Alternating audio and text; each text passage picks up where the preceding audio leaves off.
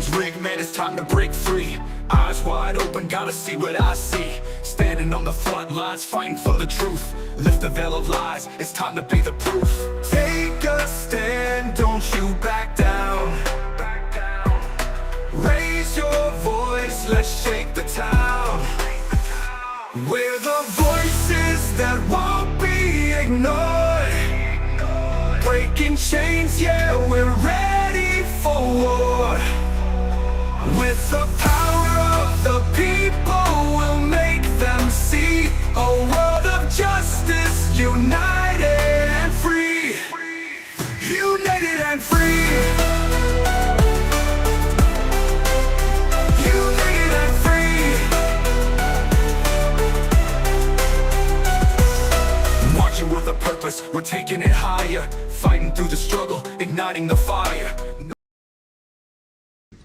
You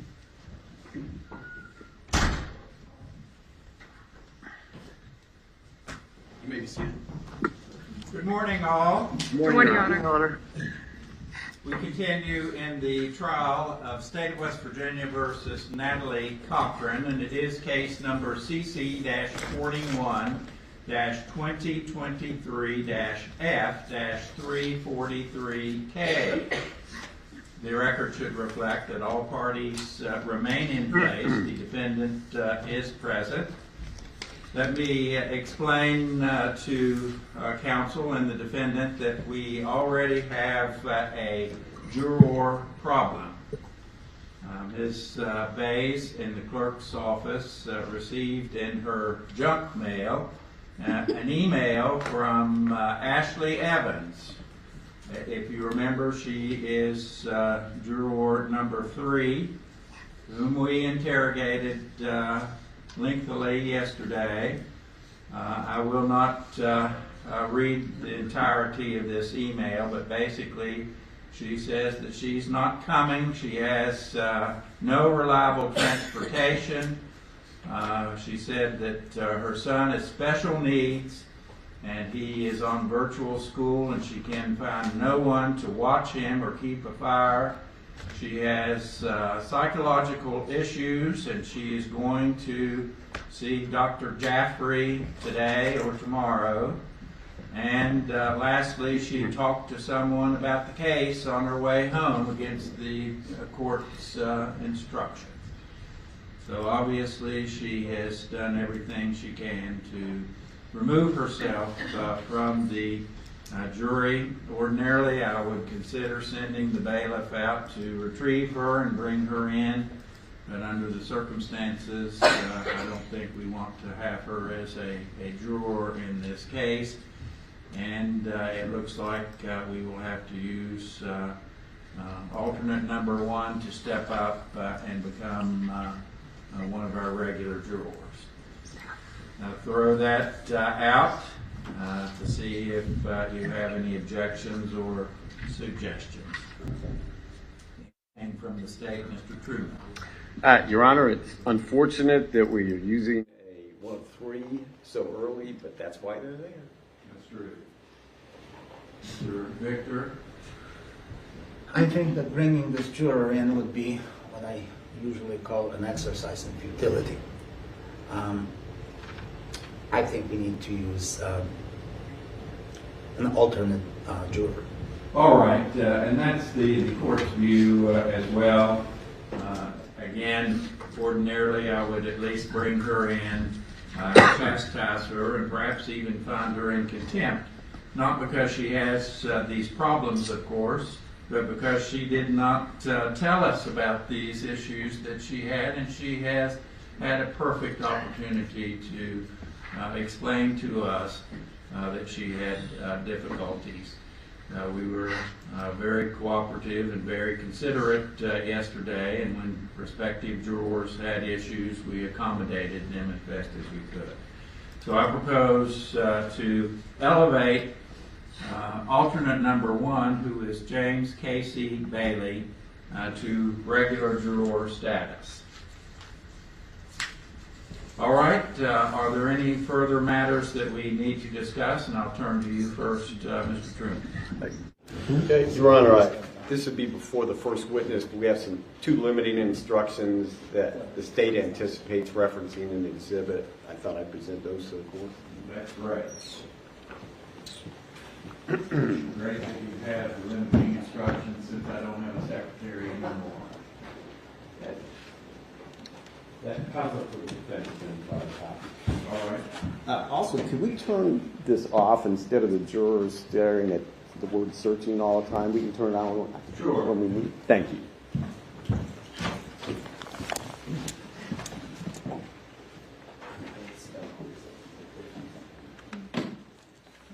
That was very. I don't want you to tip your hand for the court's benefit. Who will be your first witness? And I assume it'll be a 404B witness. Robert Heinzman. Okay. No, the defense knows today's lineup, so that's not a problem. We told them who we were calling today. All right. And Mr. Victor, you've looked over the limiting instruction. I have. There probably needs to be one little change. There's Okay, what is it? in the 404B, rather than the second line to prove his character would be probably to prove her character. Okay. Good eye. I would spell who's differently in the instruction on Now, wait a judicial minute. notice, but that's a minutia. Is that the only correction you'd ask for? I would ask for that. That's it. All right, I'll certainly make that. Anything from the defense, Mr. Victor or Mr. Sullivan? No, Your Honor. No, Your Honor. Bring in the jury, please. I'll stand for everyone. I'll explain to the jury why you folks are not standing and I am standing.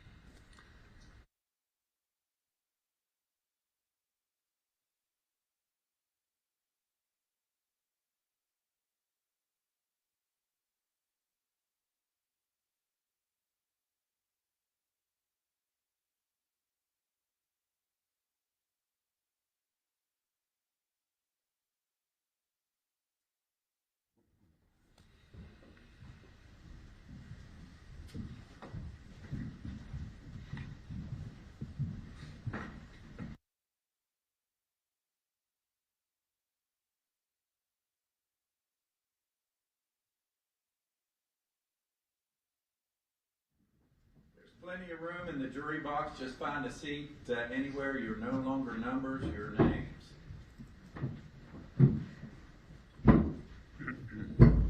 Good morning, ladies and gentlemen of the jury. I hope that you slept well and you ate a wonderful breakfast at Bob Evans or someplace and you're ready to go. Let me explain some things to you. I will always stand for you in your honor. I have instructed the attorneys and the parties not to stand, not because I particularly don't want them to, but there's no use for them to be popping up and down, and I'll stand for everyone. We have had a difficulty with one of your own.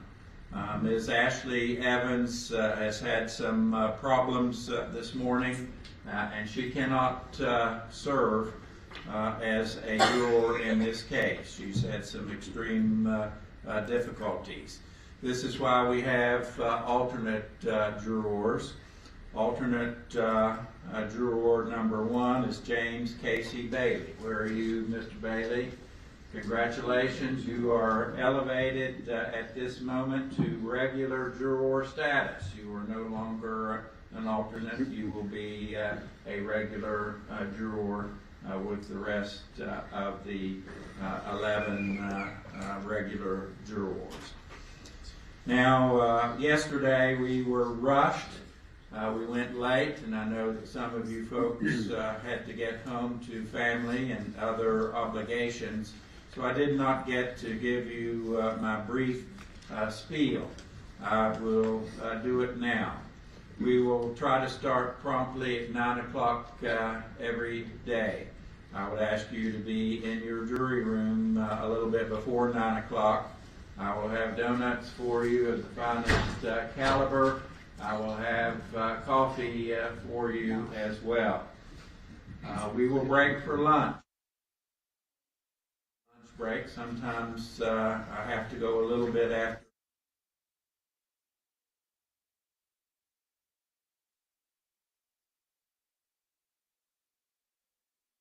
Yesterday and before to go to any of the local restaurants. If you have ready access to your car, you can drive to one of the fast food restaurants or one of the restaurants here in town. We have Upland Soul that's just right next to the annex and also the Dish. And I can get you some menus even if you wish to order ahead of time and have your lunch ready. If you want to brown bag it and bring your own lunch, you're welcome to do that. And you can stay in your jury room and enjoy your lunch that you make yourself.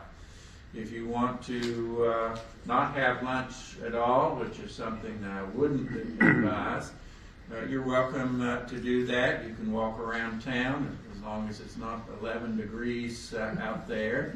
Or you can stay in your jury room or whatever you wish, because your lunchtime is your time and you can relax in any way that you want to. Yesterday was sort of an anomaly. We wanted to get the jury seated, and you folks comprise the jury. And so we wanted to go late rather than to bring everybody back in. Because not only did we have you folks, we had 40-some other people in another courtroom waiting, and we wanted to send those folks home that would not be chosen for this trial, and we wanted to get you all situated. So that's why we stayed late yesterday. I don't anticipate that we will be doing that in the future unless I consult with you and everybody's okay with it and we want to get a witness in or get something taken care of. I don't permit note-taking by my jurors, and several have already asked me about that, and that is from experience. I'm an old guy and I've been doing this for a while, and I have observed over time that some folks become distracted when their partner sitting next to them is busily making a transcript and taking down every word that's spoken in the courtroom.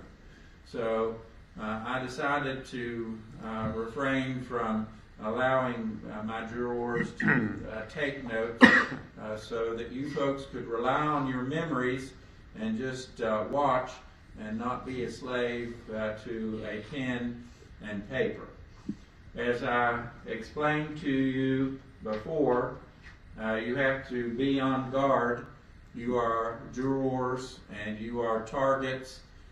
There is much interest in this case, and folks will ask you questions about it, and probably last night your relatives, when you got home, pounced on you and asked you a lot of questions. I instruct you sternly not to speak among yourselves about this case and not to talk to anyone else. If you are wandering about out in the hallway, you are subject to run into someone that you know, somebody that might be here on other business, and they might approach you and they'll say, "Why are you here?" And as soon as you say, "Well, I'm a juror," then they're going to say, "Oh, what case is it? Tell me some juicy details." And then you're in trouble. You don't want to even be seen talking to someone else at all. As I explained to you before, the attorneys will be discreetly cordial to you. They might wave or nod to you, but they're not going to be your best friends. They do not want to be seen talking to a juror because it is a hint of impropriety. So the attorneys will kind of run from you if they see you coming.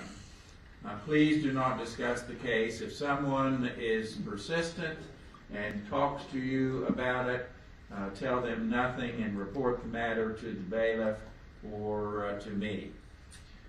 We may have some smokers on the jury, and if we do, we'll try to accommodate. You can talk to the bailiff in that regard so that you can take a smoke break when appropriate. And I think that's about it. I don't have very many rules. They're pretty simple. I urge my jurors to be friendly with each other, get to know each other. You all are very nice people. You can talk about anything under the sun except for this case. So if you want to talk about sports or politics or the weather or anything else, feel free to do so. You can talk about your families, you can share pictures or whatever you want to do, but just do not talk about this case, and in particular don't talk about the judge, because I'm very sensitive about that. All right, with that, ladies and gentlemen, I have a formal instruction that I need to read to you, and it's more or less some of the same, but I need to make a record in this regard. Ladies and gentlemen of the jury, a trial must be conducted in accordance with the law of the land. This is what we call a criminal trial because an indictment has been returned against the defendant, charging her with first-degree murder. An indictment, however, is not evidence of anything. It is merely the formal charge which joins the issues between the state and the defendant. You mustn't let the mere fact that an indictment was returned influence your decision in this case in any way. You certainly must consider it to be evidence of guilt. Any defendant in a criminal trial under our system of justice enjoys the presumption of innocence. A defendant is never required to prove his or her innocence. Rather, the burden is entirely on the state to prove guilt beyond a reasonable doubt.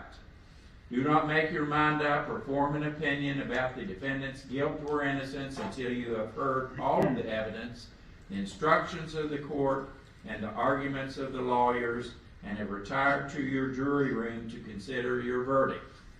Do not make a private investigation of any kind or conduct an experiment in order to gather information about a particular fact or issue. You must not read a newspaper, review an account online, or listen to a radio or television broadcast concerning the trial. You must not discuss this trial with anyone, not even with members of your own family. You cannot even discuss the case with your fellow jurors until the end of the trial, when you retire to your jury room to deliberate and render a verdict. Your oath requires that you receive information about the case only while you are assembled in the presence of the court, the parties, and the lawyers. Should someone approach you and try to talk to you about this trial, please do not engage in a conversation and report the matter immediately to me or to the bailiff. Counsel may, from time to time, object to the admission of evidence or ask me to rule in your presence on certain points of trial procedure. Although as judge it is my obligation to rule on these matters, I must emphasize that my rulings are not to be taken as any indication whatsoever that I favor one side or the other. A judge at all times must remain completely neutral, impartial, and indifferent toward the state and the accused. Counsel will presently make their opening statements in which they will tell us what they believe the evidence will show. The opening statements are neither arguments nor evidence and should not be considered by you as such. You should give the lawyers for each side your undivided attention, because what they have to say will simplify your task of relating the testimony of each individual witness to the total of all the evidence offered during the trial. Ladies and gentlemen, we will follow a definite order of presentation in this trial. Because the state has the burden of proof, the prosecutor will go forward first, to be followed by defense counsel. All right, the state may present its opening statement. Mr. Truman. Your Honor, before we begin, on behalf of everyone at the defense table, there is an extremely bright light behind you. I don't know if it's a reflection off of something, but it's very distracting from this point of view, No, it's in front of and we're having trouble even concentrating. I believe it's a reflection off of a screen to your right. Yes. This one? Yes. This right here? Yes. It's this, Judge. What is it? If it could be tilted or Okay. something. Is there anything we can do about that? Is that going to affect That's much better. Thank you. broadcast media that we have here? Fine, Judge. And I can turn up these lights a little bit. That was the problem, Your Honor. Thank you. Okay. All right, now, Mr. Truman, you may proceed. Thank you, Your Honor. Good morning. On February the 5th of 2019, Michael Cochran was a 200-pound, healthy 38-year-old man. By midday of February 6th of 2019, he had lost consciousness, and he would never regain consciousness. He died in hospice care 5 days later, February 11th of 2019. How could this happen? Why did it happen? For an answer to that, look no further than this defendant's conduct. As you were told, the state has no direct evidence, the kind of stuff that makes TV shows exciting, the kind of stuff prosecutors love, jurors love. There is no DNA. There is no evidence of fingerprints. There are no videos of what happened. But, as Judge Kirkpatrick will instruct you at the end of this, circumstantial evidence is just as valid as that type of direct and scientific evidence. And there is a ton of evidence of this defendant's guilt. All circumstantial. So how did this happen? How did this healthy 38-year-old man go into a state of unconsciousness and never come back from that? On the morning of February 6th of 2019, this defendant advised her friend and neighbor, Jennifer Davis, that she had been sick all night, 103-degree temperature, and she had previously advised that she had cancer and was under chemo treatment. And that chemo treatment, the effects of which were somewhat negated by insulin. There were no diabetics in the Cochran house. And there's no evidence that this defendant was taking insulin to counteract anything. But Jennifer Davis, being a good friend and the mother of a child who was a severe diabetic, had insulin. The defendant knew that. Jennifer Davis, being a good friend, sends her husband with insulin to the defendant's house that morning. About noonish, one way or the other, Michael Cochran collapses in the Cochran house kitchen. Now, the defendant gives various versions of what she saw, what she heard, and what she did, but there's no question that he was unconscious by about 12:20 or so. How do we know that? She took a picture of him and sent that picture to a number of people, showing him in a collapsed state in their kitchen. Did she call 911? No. Did she load him into a car and take him to the yard? No. What did she do? She called 2 construction guys that worked for her. They took Michael Cochran from the kitchen floor and put him on the couch, where he would remain for the rest of the day, some at least 6 hours or so. That's an unusual reaction for somebody to take with their spouse. She did, in addition to calling the construction workers, you'll hear from him, Jason Bowen, who helped move Mr. Cochran to the couch. She called a trooper friend of theirs, J.D. Hamilton. J.D. Hamilton came to the Cochran residence. He saw Michael on the couch.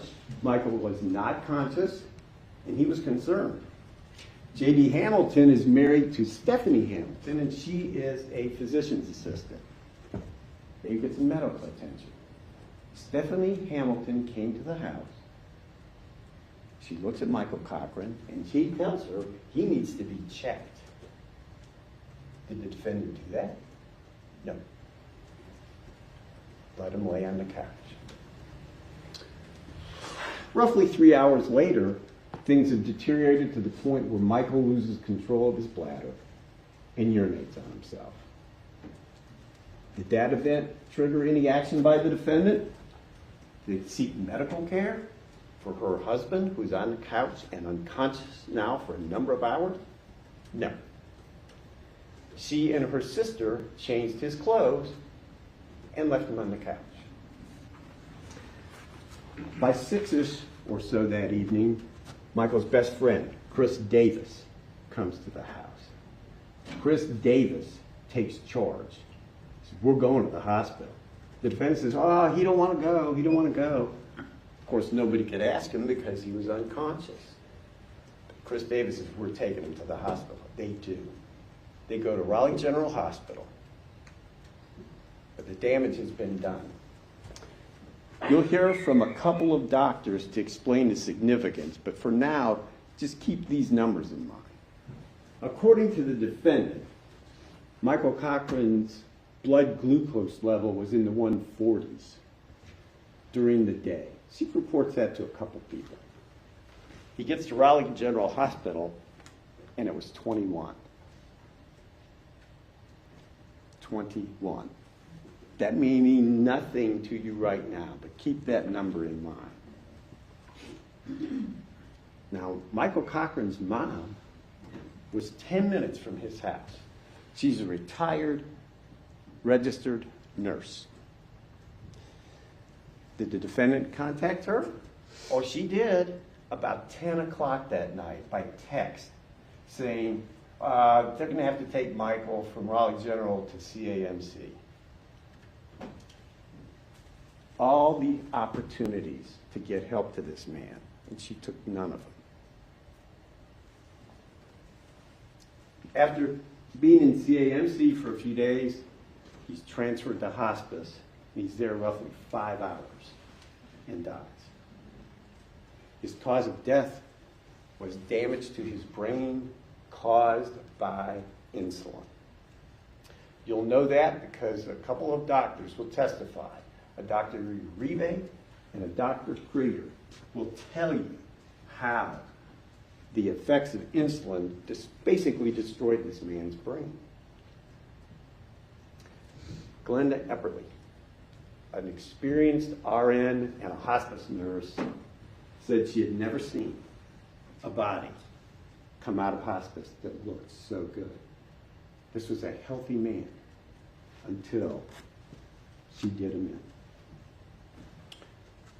Now that answers the how. Why? Why would this happen? And why would it happen when it happened? Well, as the defense counsel informed you during questioning, the defendant had run a Ponzi scheme, a big one, where millions of dollars were taken from friends, relatives, local professionals.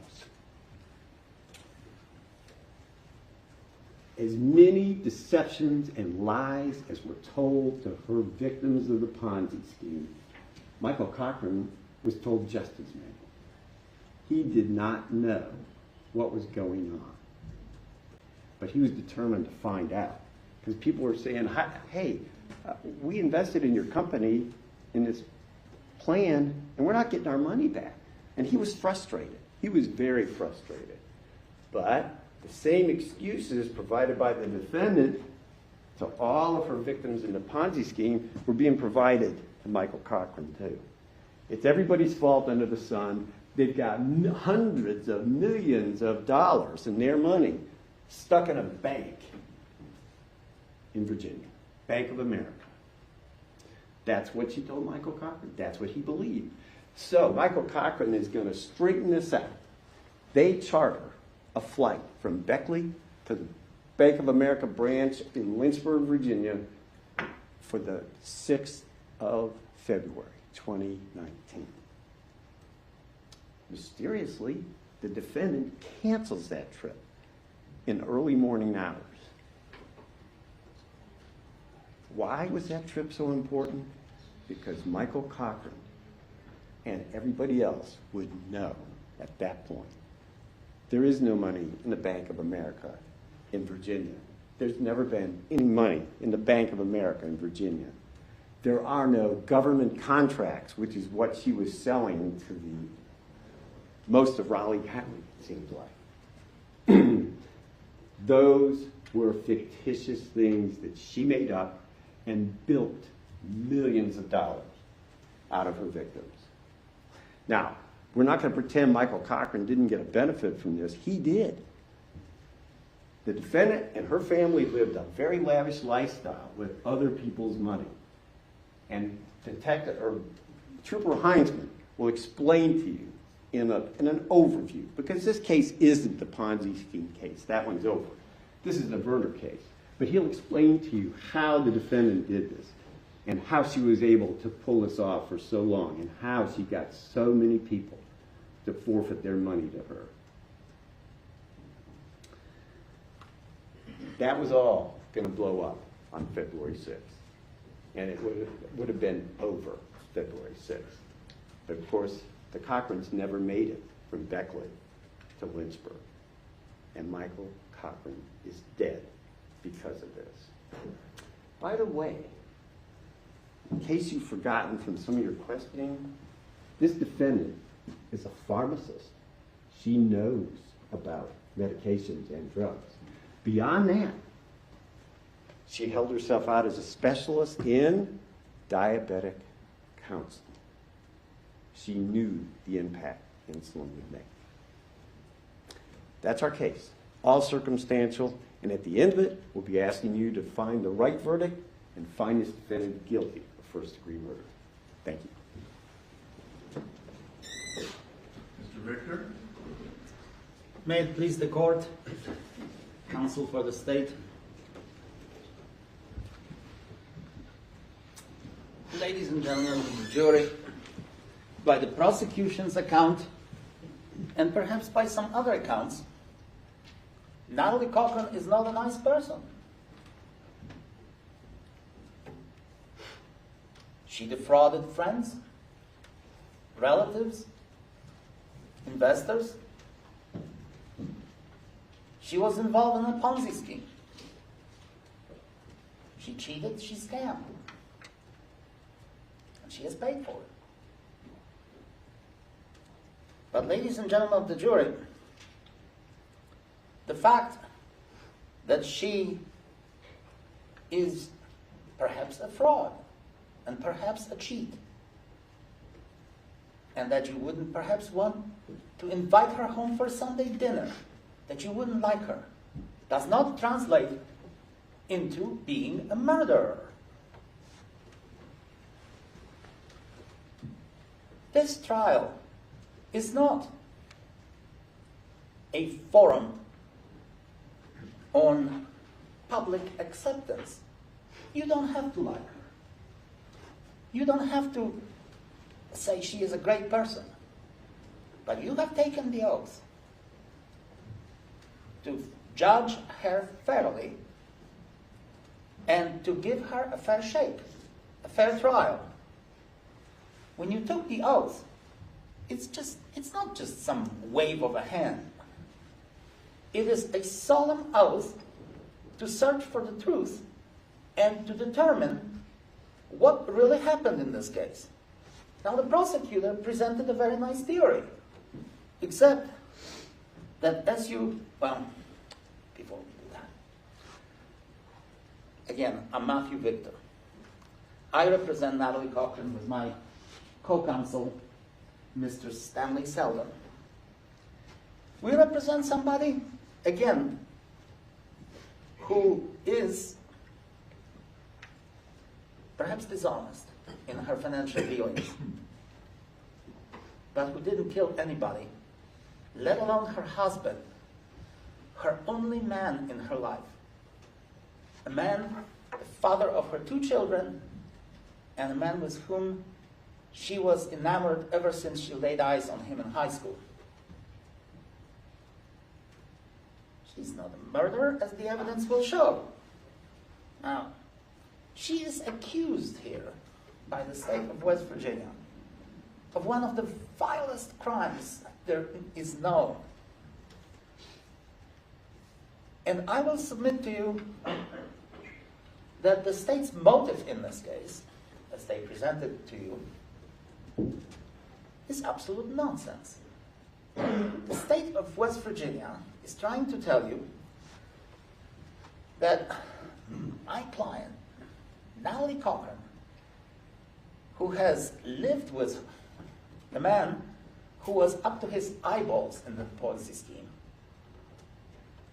somehow detected that he was on her.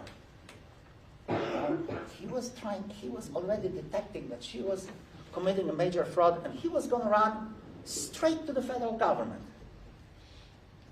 Well, think about it, ladies and gentlemen, as you listen to the evidence. The state would want you to believe that he didn't know anything about the Ponzi scheme, didn't know anything about millions of dollars and the lavish lifestyle. He didn't know anything about this, even though the evidence will show that he was signing all these contracts, he was working on the contracts, he was signing checks, and you will see that evidence, you will hear that evidence. And all of a sudden he found out that Natalie Cochran, his beloved wife, is a fraud and a cheat. And what was he going to do? No, he was not going to go and talk to her and try to resolve this case somehow, get a lawyer or not.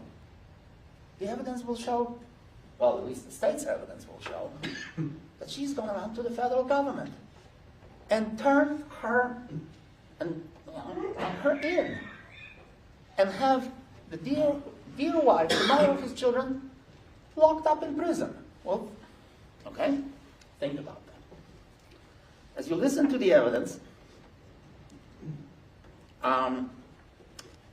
be aware of the fact that she, that is, Ms. Cochran, does not have to prove herself innocent. The state has the burden of proof, beyond a reasonable doubt, to demonstrate that Natalie Cochran killed her husband with premeditation, deliberation, and malice.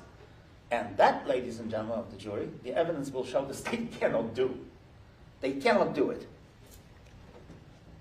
You will see exhibits, you will see documents here, consider it all. But what comes to mind immediately is that bottle of insulin. And I will submit to you that this is a smokescreen that the state is going to present to you. You will hear expert testimony and evidence that this type of insulin could not kill anybody. And for that matter, that the amount of insulin that may have been given to Michael Cochran would not kill him. The state will not tell you exactly what happened that day. Well, they will tell you what they believe happened that day after Mr. Cochran was allegedly shot with this insulin. But what they will not tell you is that if you are shot with a injection of insulin, you're not going to drop unconscious immediately. Think about what would happen if somebody injected you with insulin, would you react? Would you call 911? Now let's think about it. Let's also think about the fact that the evidence in this case is not exactly what the state believed you to be. Mr. Cochran was a 38-year-old man who died, and the question still remains, what did he die of? You will hear medical evidence that Mr. Cochran was not a healthy 38-year-old man. In fact, to the contrary, between the late 2017 and the time of his death in 2019, he was in the hospital 4 times. For what? For life-threatening conditions. He was a ticking bomb, the evidence will show, health-wise. He suffered from a plethora of medical conditions that could easily end up his life. What's more, you will hear the evidence that Mr. Cochran fancied himself to be a bodybuilder. He wanted to be the Arnold Schwarzenegger, Mr. Universe. And what did he do to that, in that regard? Mr. Cochran has imported, well, let's call it medication, from Mexico, online, from sources that were not approved by any FDA or any legitimate American government sources. And he was taking medication, steroids, that were not for human consumption. That there was, that there was some animal medication taken only by the animals. So consider that. Consider that. He was not a healthy man. He was in the hospital in 2017 for his back problems. Let's maybe even disregard that. But he was again in the hospital for mold exposure, with the symptoms similar to what happened to him in February of 2019. He hated the hospitals, the evidence will show. He told everybody that if they ever took him to the hospital, it would be a waste of money, and he would not want to stay in a hospital. But 2 days later, he was again in a hospital with the same conditions, even worse. Somehow he survived. His medical conditions, you will hear, involve the swelling of the brain, convulsions, perhaps epilepsy. You will hear all that evidence. He was not a healthy man. And he refused to take medications. He was pumping himself with steroids and whatever other medication there was that he could get from less than legitimate sources. And you have to consider that in arriving at your verdict. Secondly, the evidence will show that the state's medical evidence as such is going to be easily discredited by the expert evidence of people who, expert witnesses, who will tell you that this type of medication, what he had, could not have killed this man. And on top of that, the facts of the case are also different from what the prosecution told you. In fact, the insulin, you will hear about all this insulin. This is a smokescreen. The insulin that my client had in her possession was the insulin that Mr. and Mrs. Davis gave her repeatedly. Why? Because they had a diabetic son. And Natalie was an expert in administering that medication because their next door neighbor had a son who had diabetes 1. Sad to hear that, but that's the reality of it. It was not a one-time deal. She was in fact entitled to go to the pharmacy and get that medication, pick up the medication for Mr. and Mrs. Davis's son. So the fact that she had any insulin in her home is of no import. Furthermore, the state will present the evidence that they found a bottle of insulin in her home. We will, however, present to you that that bottle of insulin was first of all full, so nobody took that insulin. Second of all, that insulin was found in the refrigerator 4 months after Mr. Cochran's death. That insulin is completely irrelevant, as the evidence will show. Now,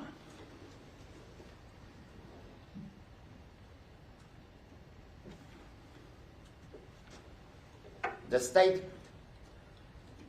wants you to believe that Ms. Cochran, as a pharmacist, is knowledgeable of the insulin because she wanted to kill her husband. The evidence, however, will show that Ms. Cochran, as a pharmacist, is also known to have great knowledge of any other substances that could kill, undetectable, untraceable. And so consider this evidence. Let's assume that the state is right on everything. Consider the fact that this cold-blooded killer borrows a murder weapon from a neighbor to kill her husband with the insulin that involves now a couple of witnesses. Then she places that medicine in her refrigerator, the evidence of the crime apparently according to the state, for 4 months. And then she somehow does not use any other substances that she knows of because she is a pharmacist. That theory is absurd, ladies and gentlemen. Truly. And now, the kicker. She has an absolute power to hide the evidence. And the evidence will show that she had never cremated her husband. So he was exhumed, his body was exhumed, so that the state would prove something, which the state cannot, but at least they try. And we will submit to you that if she had cremated the late Mr. Cochran's body, there would have been no case. There would have been any case. Now, you will hear the evidence about her chemo treatment. You will hear the evidence about her health. And, ladies and gentlemen of the jury, after all of that, you will come to the realization that the state's case doesn't make any sense. And you will not be able to answer your own question, perhaps. What did this man die of? Certainly not the insulin injection. And the evidence will also show that Mr. Cochran, by the state's own admission, was enjoying the benefits of Ms. Cochran's fraud. Well, that's another red herring. He was involved in the Ponzi scheme. He knew about multi-million-dollar purchases, the toys, the houses, trips to Paris, trips to Hawaii, expensive, lavish lifestyle. And you have to ask yourself at the end of the case, he didn't know about it? Really? He didn't know how this money was generated? He who wrote all the contracts for the government, for the non-existing purchases? If you cannot answer these questions, then you have to acquit the defendant. This is a complex case, ladies and gentlemen of the jury. But it's built by the state of West Virginia on conjectures and innuendos. It is rich on spurious conclusions and speculations, but it's thin on facts. And glaringly lacking in motive and the evidence necessary to prove that my client killed her husband. At the end of the case, we will ask you to find her not guilty. Thank you.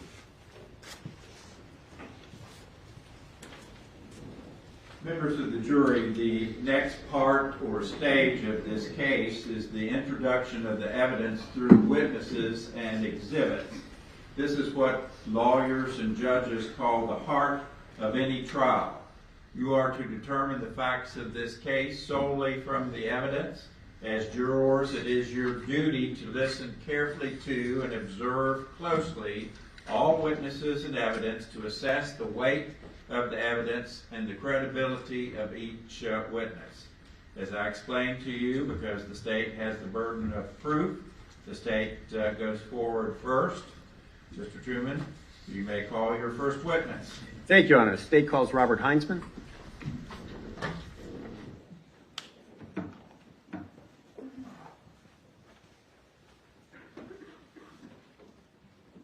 You will raise your right hand, please, sir. Do you swear or affirm to tell the truth, the whole truth, and nothing but the truth, so help you God? I do. You may have a seat right there. And Mr. Truman, if you will give me a prompt at the proper time. Yes, sir. Thank you.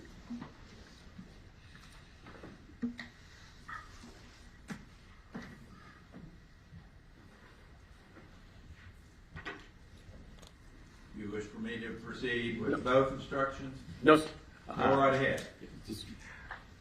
You are Robert Heinzman? Yes, sir, I am. Tell us your background in education and employment, please. My name's Robert Heinzman, and it's probably best if I go chronologically from my first professional job to present to help keep things in order. I joined the United States Marine Corps in 1989 and got discharged in 1993 off of active duty, and joined the Beckley Police Department here in Beckley as a law enforcement officer.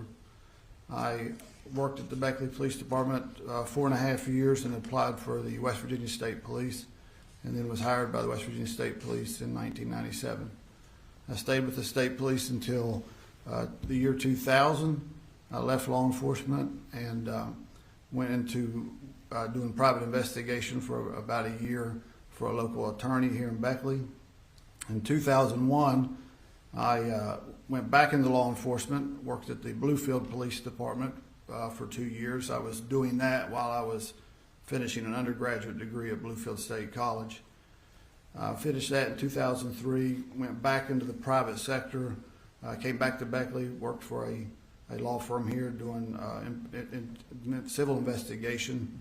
I did that for about 3 years, and I was then recruited by a former law enforcement officer that I worked with, who was now working with the West Virginia State Insurance Commission's fraud unit. It was a new unit that had been created in West Virginia around 2015, 2016. So I joined that unit and did insurance fraud investigation for about 6 years until the state police had called me and then recruited me to come back to the state police because they wanted to stand up a financial crimes unit inside their Bureau of Criminal Investigation. They didn't have anybody doing that.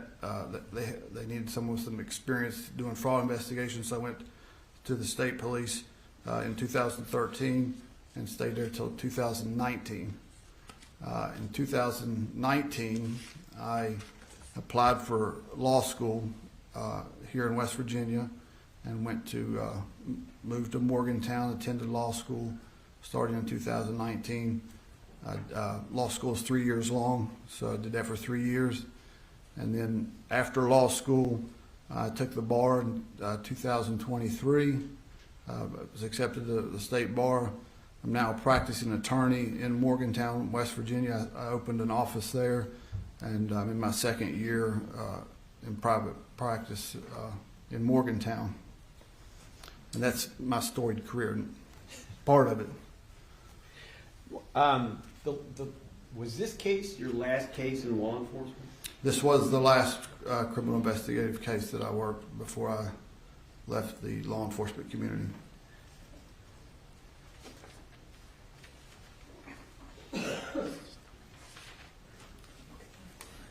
Your Honor, I ask that this be marked in States 1 for Very well. identification.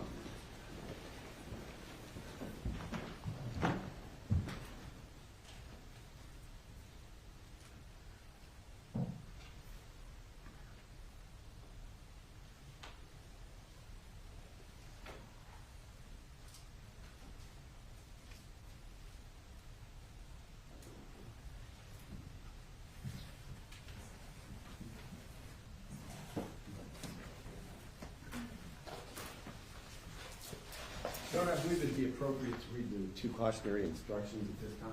All right, members of the jury, normally the court would read to you what's called the jury charge at the end of all the evidence and before the closing arguments.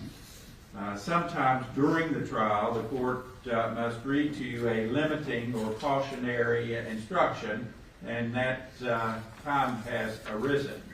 So I read to you these 2 instructions. The court instructs the jury that evidence of other crimes, wrongs, or acts by the accused is not to be considered to prove her character in order to show that she acted in conformity therewith. However, the jury may consider such evidence for other purposes, such as proof of motive, opportunity, intent, preparation, plan, identity, and absence of mistake or accident as to the crimes charged. The court has or will take judicial notice of court documents generated by the United States District Court, Southern District of West Virginia. That is, the court has or will take as a fact that the litigation in the United States District Court, Southern District of West Virginia, occurred based upon the determination of sources whose accuracy cannot reasonably be questioned. You are instructed, however, that you may or may not accept that fact as conclusive. All right, you may continue now, Mr. True. Your Honor, before we begin, the defense counsel will be shown the exhibit so we are on the same page. Sure. Show it to Matthew. We can see both.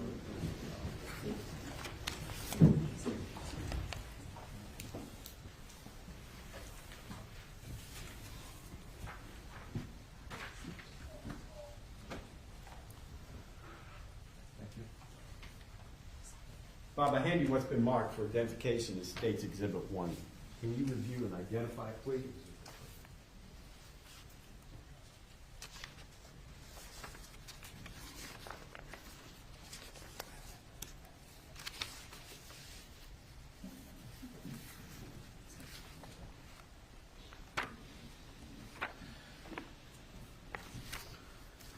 Yes, sir. These would be the federal documents. The financial crime in this case was charged through the federal government. So these are the federal documents that certify that an agreement was made by Ms. Cochran to plead to certain financial crimes, federal financial crimes, to resolve the financial crime that occurred with this investigation. This was your last criminal investigation, correct? Yes, sir. And State's Exhibit 1 reflects the finality of that investigation for that part of the case. Is that a fair assessment? It does. Tell us some background as to what that case was about. What's a Ponzi scheme? Let me start by saying that I just didn't go from law enforcement into doing financial crimes. I'm sorry, I'm going to object. We don't need all the background. Let's just answer the questions. All right, I'll give the witness some leeway. Sir, you can explain. Go ahead. I have training in financial crimes. I'm a certified fraud examiner through the Association of Certified Fraud Examiners. I have a master's in forensic accounting. During the course of that education and training, couched with the experience of conducting financial crimes over that 13-year period with the state police and with the Insurance Commission's fraud unit, as well as some other financial crimes that I worked during my uniform law enforcement days, I come to learn about the different various types of fraud and financial crimes that occur in society. So when I say fraud or I say financial crime or I would say maybe a scam, I may use some terminology that's more or less synonymous as I discuss this. So if you hear me say fraud or a scheme or scam, I'm generally talking about the same thing. The financial crime aspect of that term would apply to the violation of law or the criminal charge. So when we say a Ponzi scheme, we're talking about a type of fraud. And what a Ponzi scheme is, the term Ponzi is a name coined after a con man in the 1920s. So Ponzi itself means nothing, but the Ponzi scheme is a methodology of fraud. And what that is it's an illegal business practice where someone would induce a person or a victim to invest money into a business, and then they would continue to get investors to invest money in the business, but later investors' money would be paid to earlier investors' money, and then that cycle would just continue over and over. So as new investors would invest in the business, then monies from that investor would be used to pay earlier investors. Now the investment could be a number of things, but that basically is what a Ponzi scheme is, taking new investor money and paying earlier investors on money that they were supposed to receive from their earlier investment. What do you look for when you suspect a Ponzi scheme?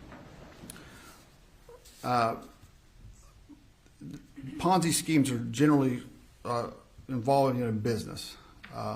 So when you're looking for certain red flags that may, with many scams and schemes and frauds, with the Ponzi scheme, if the investment opportunity, the very first indicator is that it sounds too good to be true. When that sounds too good to be true, that's typically the initial indicator or red flag. There may be promises that this investment is very low risk. You know, people who want to take their hard-earned money and invest in something to get money back want to make sure that they're not going to lose money. So there's typically a high reward with a low risk involved with inviting or inducing someone to invest in a company or a business. And then there's opportunities to reinvest that money. You know, if you've earned this money and there's opportunities to reinvest. So there's different red flags, and they're not all, the indicators aren't always present in all scams or schemes, but those are some of the ones with the Ponzi scheme. In this particular case, how did you become aware that there was an investigation to be opened? This investigation opened from a businessman here in Beckley who was who was part of this overall financial Your Honor, I'm sorry. crime or scheme. I'm going to object. Can we approach the bench on this one? Sure.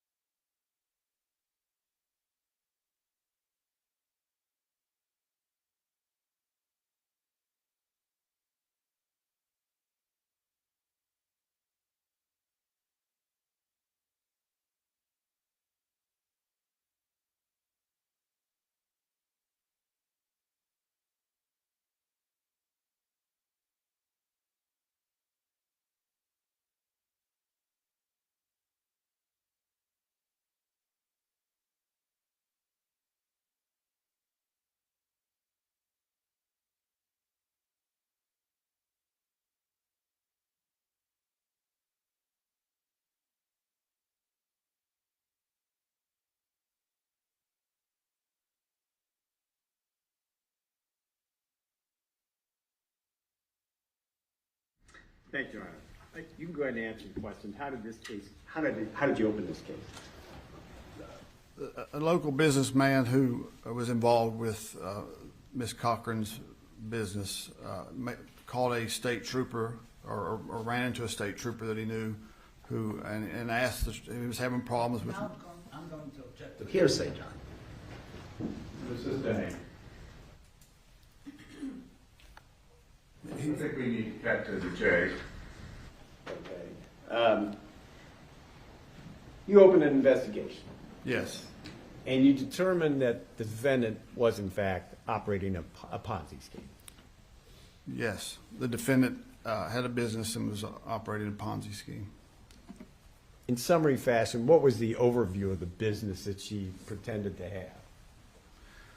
The business purported to be a supplier of durable goods and other materials to government contracts.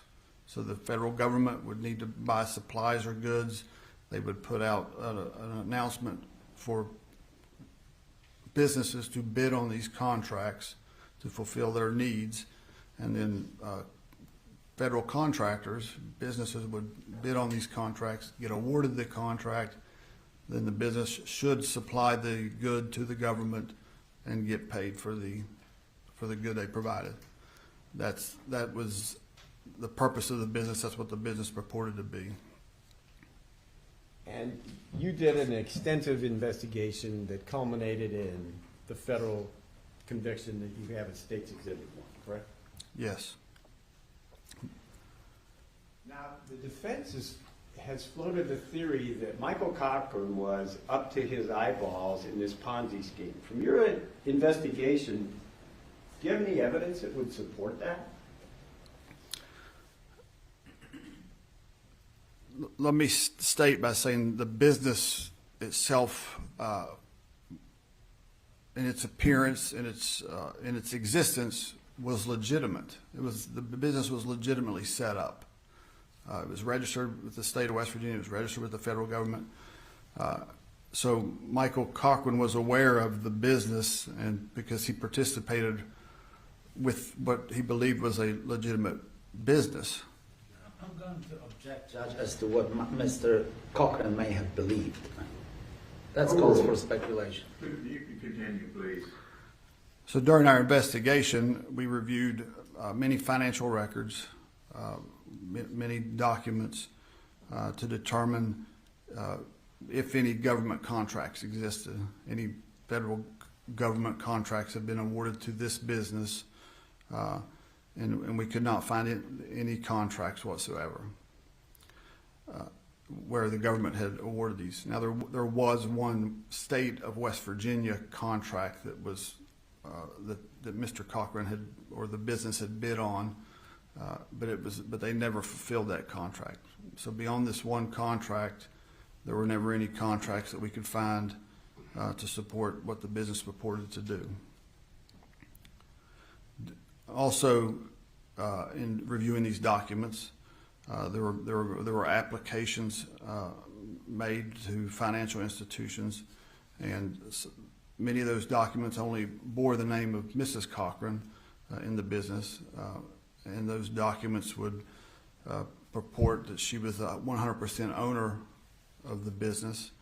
So there was a suggestion or indication that Mr. Cochran didn't know about certain documents that because he wasn't listed on certain documents.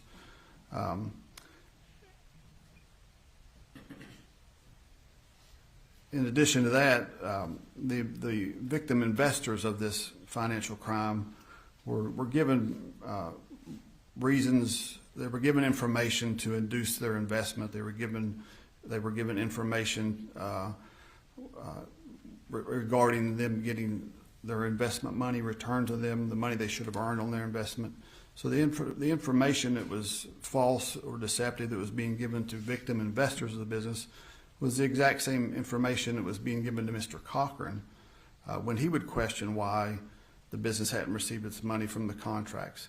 He did participate in looking for contracts for the business to bid on, but that was about the extent of his involvement.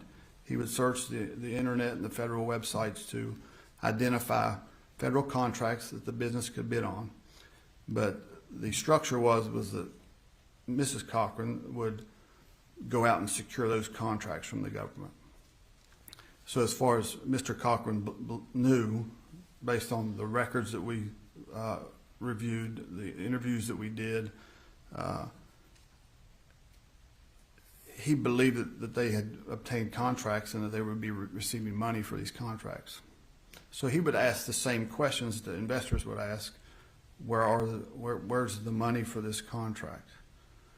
And so that would indicate that he was not involved, because he's asking the same questions regarding monies and profits.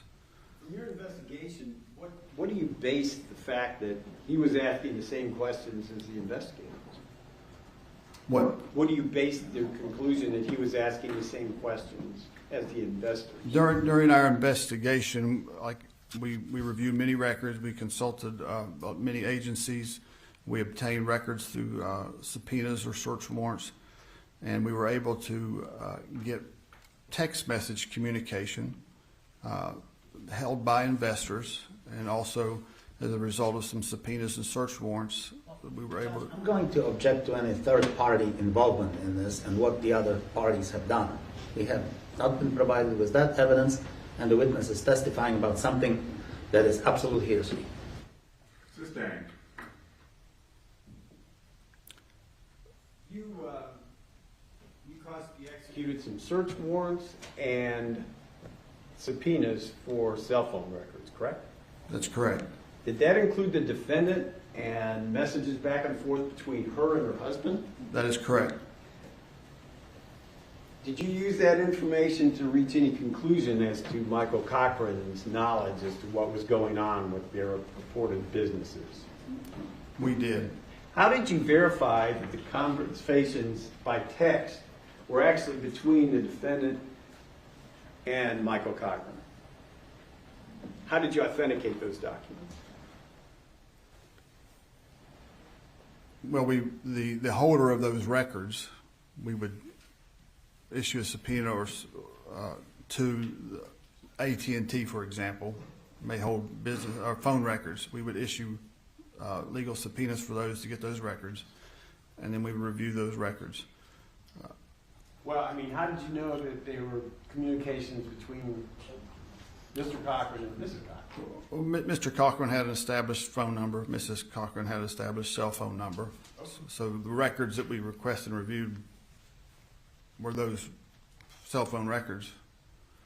We also received records from investors, victim investors of the business, and would compare those to the same communication. So we had multiple text message communication, some email communication that we reviewed to come to our conclusions.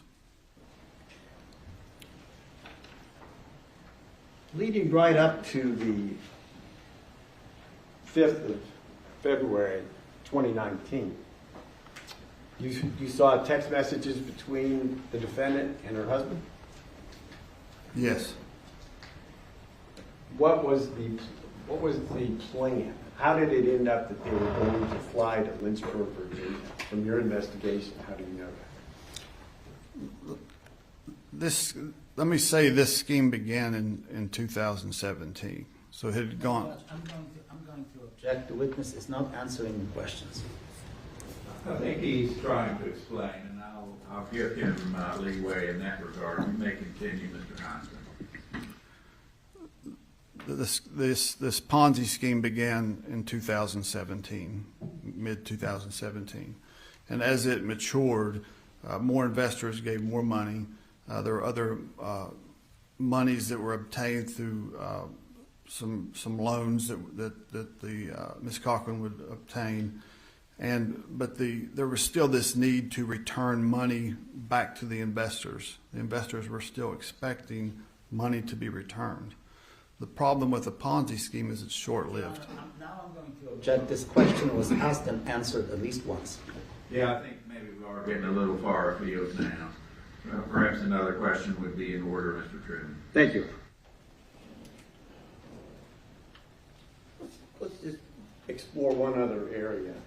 From your investigation, is there a single shred of evidence that supports the defendant's theory that Michael Cochran was going to turn his wife into the federal government? No, sir, there was not. That's all the questions the state has at this time. Thank you. Cross-examination, Mr. Bishop. Mr. Heinzman, I understand that you were involved in every aspect of the federal investigation of Natalie Cochran. Is that right?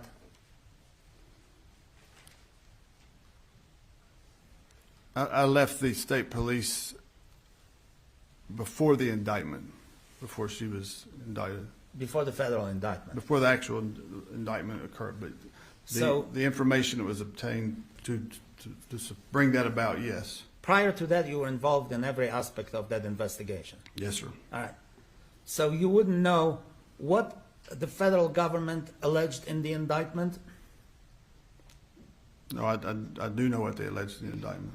Well, is it true that the federal government alleged that both Mr. Cochran and Ms. Cochran got involved in a scheme, but Mr. Cochran died, what the federal government called unexpectedly in 2019. So she was the only one who got indicted. Is that true? I would not characterize it as such. No. Did you see the forfeiture documents that the federal government filed against the Cochrans? Yes, some of those. Some of those. And in those documents, federal government alleges that they were both involved in the scheme, right? Without reviewing the documents, I don't know. All right, we'll come back to this. Who is Colonel Jan Cahill? Colonel Cahill would be the superintendent of the state police during my last employment with the state police.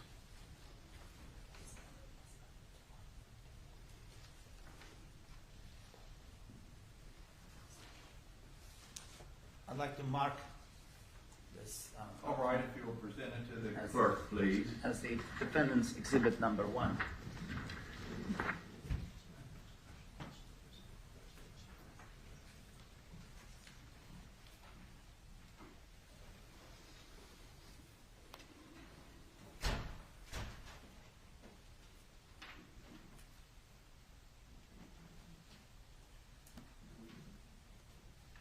I have provided a copy to the Approach briefly, Your Honor. Yes, you may.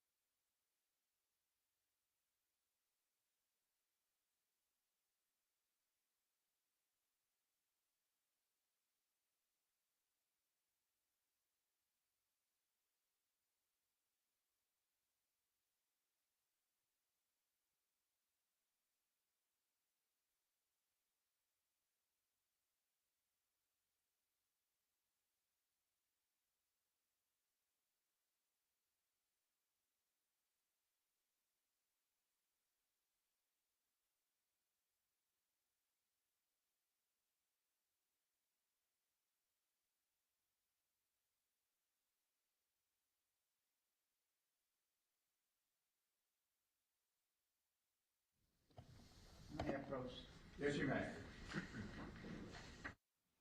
Mr. Heinzman, I'll hand you what's been marked as defendant's exhibit number 1. Would you tell the jury what that document is?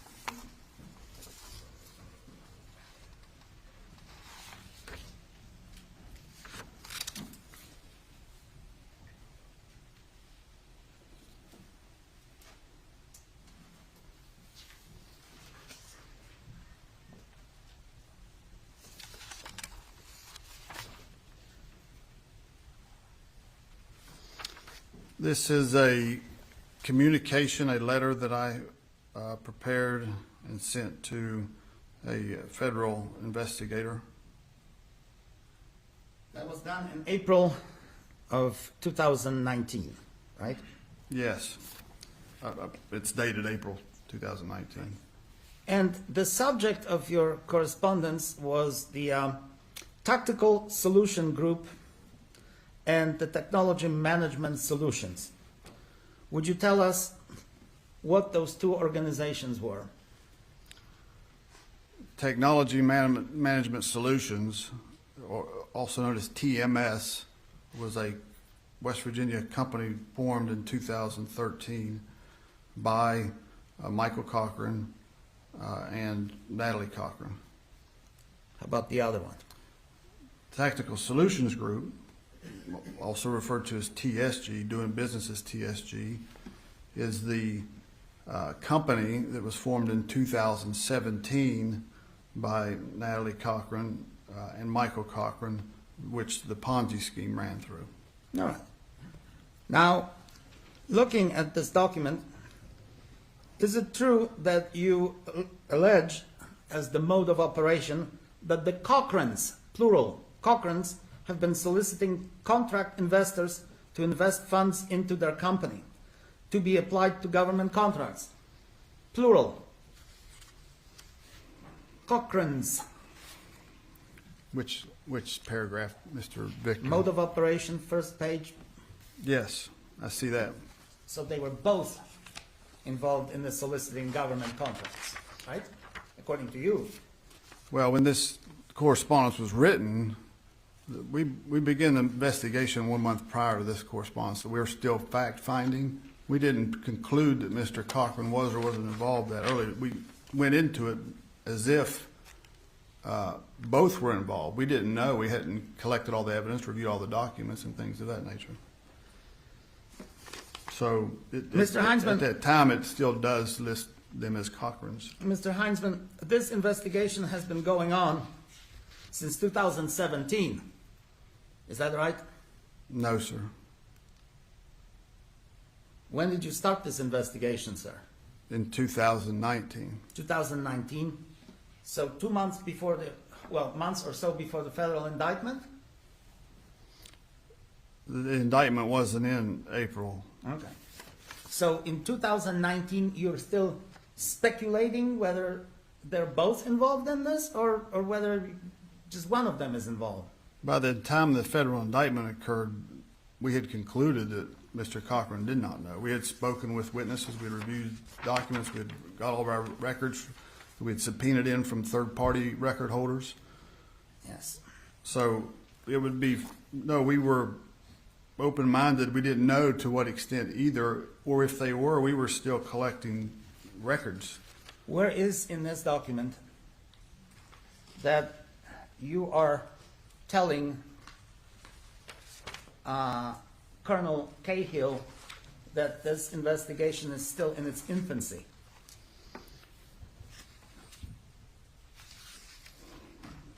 This letter is not addressed to Colonel Cahill, first of all.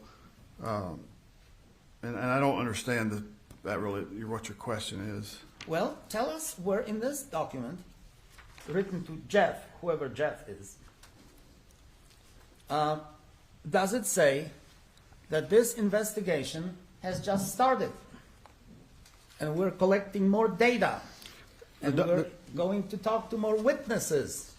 The document says, Jeff, pleasure speaking with you this morning. This is a document that I prepared following a phone call with a special agent of the federal government who I had reached out to assist with getting records from federal government databases, and I was providing him the information he had requested so that he could do his search.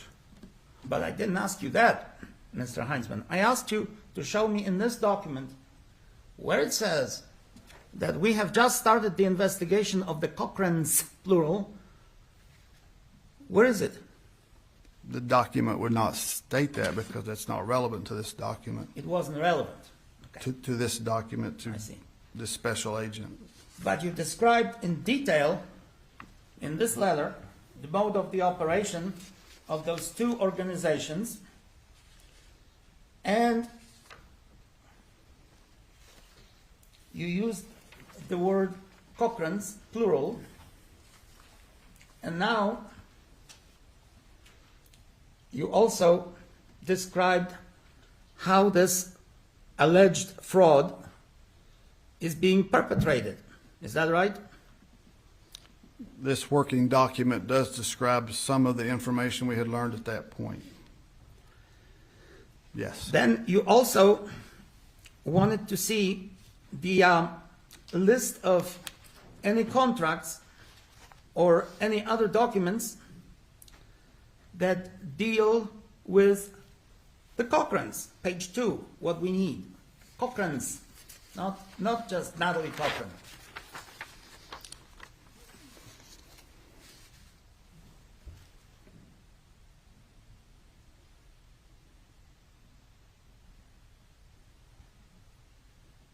Is that right? Is that a question? Yeah? I was trying to explain all this earlier, but Well, you explain it to objected me and like I'm 3 years old. Do you have in the what we need section of this document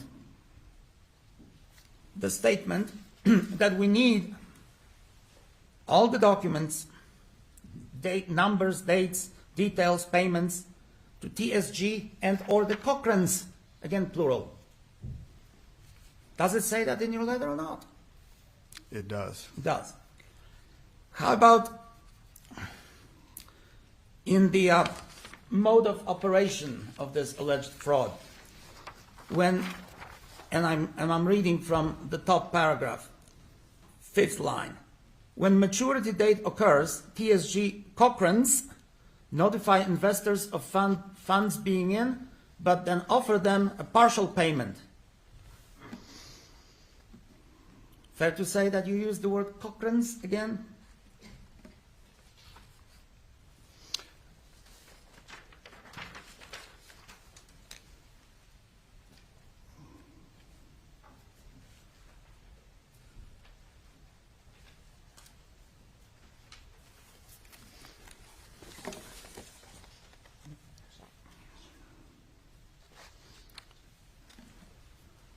Yes, I use the word Cochran's again, referring to the Cochran's business, TSG and or TMS, Okay. Technology Solutions Group, Technology Management Solutions.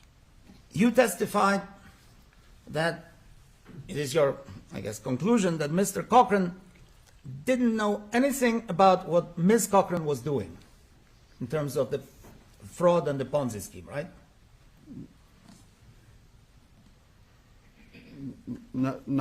That's not accurate, no. Okay. What did Mr. Cochran, well, illegitimate part of the business. Legitimate part of the business you testified that Mr. Cochran was involved in, right? Mr. Cochran was involved to the extent that he did certain things. With the Like business. what? He would help locate contracts. He would do online internet searching of federal databases for government contracts that were available for bid from contractors. He would identify those contracts and provide them to Mrs. Cochran, who then would order those contracts or bid on those contracts so they could be awarded those contracts. And he distanced himself from that point on, from anything to do with the contracts, right? That is exactly what it appears. Two, but not, that's not all inclusive though. So, All right. Now, have you, in your thorough investigation of this case, talked to the children of Mr. and Mrs. Cochran? no. Well, why not? They were adult by now. Well, at the time they were children, they had nothing to do with the business, so we weren't. Would it surprise you that if I told you that they observed their parents work on the federal contracts? That is, the father worked on the federal contracts while the mother was reading a newspaper or a book? No, we know that. We know that exactly. Well, wait a minute. So Mr. Cochran is working on those contracts. My client is sitting peacefully reading a book, and you're telling this jury that he had no knowledge of these contracts? I'm not telling the jury that. I've said that he knew about the contracts that he was led to believe were bid on by their business. Okay. We spoke with many witnesses who would see both the Cochrans on the internet looking. Mr. Heinzman, I'm sorry. I'm not interested in any other witnesses. I'm interested in this particular witness as a son or a daughter of the Cochrans. You don't know anything about what happened in the household of the Cochrans when Mr. Cochran was working on those contracts, do you? We never interviewed the children. We never were in the house while they were working on contracts to observe what he did. So the answer would be no. Now, this fraud resulted in what the prosecution described here as a lavish lifestyle for the Cochrans. Is that right? Yes. Well, let's start with the property that the Cochrans all of a sudden acquired. They had 3 homes, right? Yes. So were those homes acquired simultaneously, or were they purchased during, well, one after another?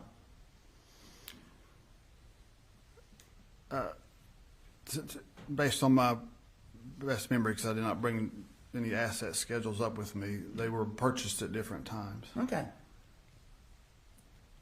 And they were not the cheapest of properties, were they? No, they were not. What did Mr. Cochran do for a living, sir? Mr. Cochran's profession or occupation was he was an IT or internet technology specialist. He dealt with networking, setting up IT and networking. That's what his training and certification was, and that's what the business technology management solution would have also done: install wiring, phone lines, computer lines, network things. What was his job? Where did he derive his income from? Doing that from 2013 to Okay. 2017. He also worked for Workforce West Virginia, either as a salaried employee or a subcontractor, doing just that, networking and internet support for them. Well, how much money was he making a year? Do you know? Which year? Well, let's say 2013. I don't think we pulled his wages back to 2013. All right, 2017. That I can give you. His last reported wages, his last reported wages were in 2013, the second quarter of 2013. So you really don't know how much money this man was making from any source to give us an estimate as to how much money the family made. We looked at the Cochran's personal bank accounts Yeah. for their business bank accounts, Well, and we found sources of income. The focus of our investigation was sources of income from these federal contracts and Right. federal government work. and I'm trying to, Natalie Cochran was a pharmacist, right? Yes, Her income was about 120 grand a year. Wasn't it? I'm not sure. All right. We'll, But his income, as we sit here today before the jury, we still cannot identify. Can we? His individual income. to a certain point, we can. We Well- can. Yes, we can. I can't provide you numbers, but we can. We see what was legitimate income. We see what was not legitimate income. Was his income, even combined with Natalie Cochran, such that allowed the purchase of 3 real estate properties that would go into thousands of dollars?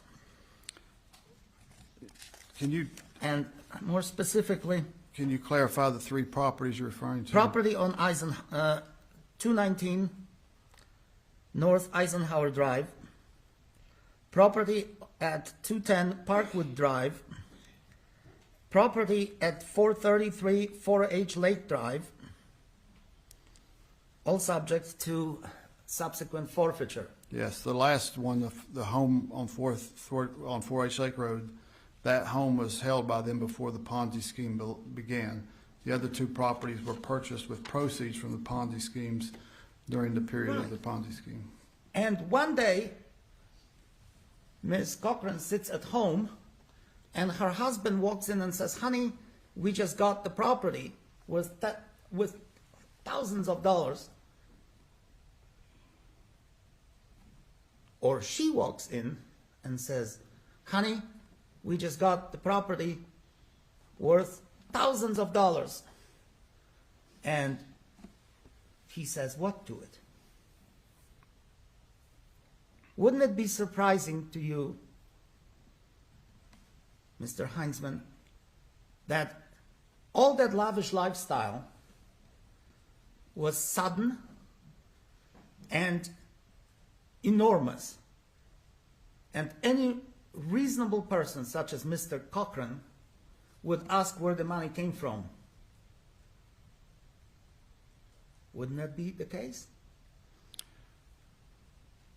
That's a mischaracterization of our investigation. And, Okay. and I don't know what your question. Then the answer is no. Would I be surprised? Yeah. Was that the question? Well, no. Well, would you be surprised? Your wife walked in with a new real estate that she just purchased for X thousands of dollars. Wouldn't you want to question where she got that property? Unless you knew what the source of that income was. Would that be right? I don't know. I don't know. Well, all of a sudden, Mr. Cochran can afford a listen to this, 1965 Shelby Cobra replica, an antique car, thousands of dollars. He drives in front of the house and says, honey, I just got me a nice little car. Wouldn't that be a question mark for anybody in the family where that money came from?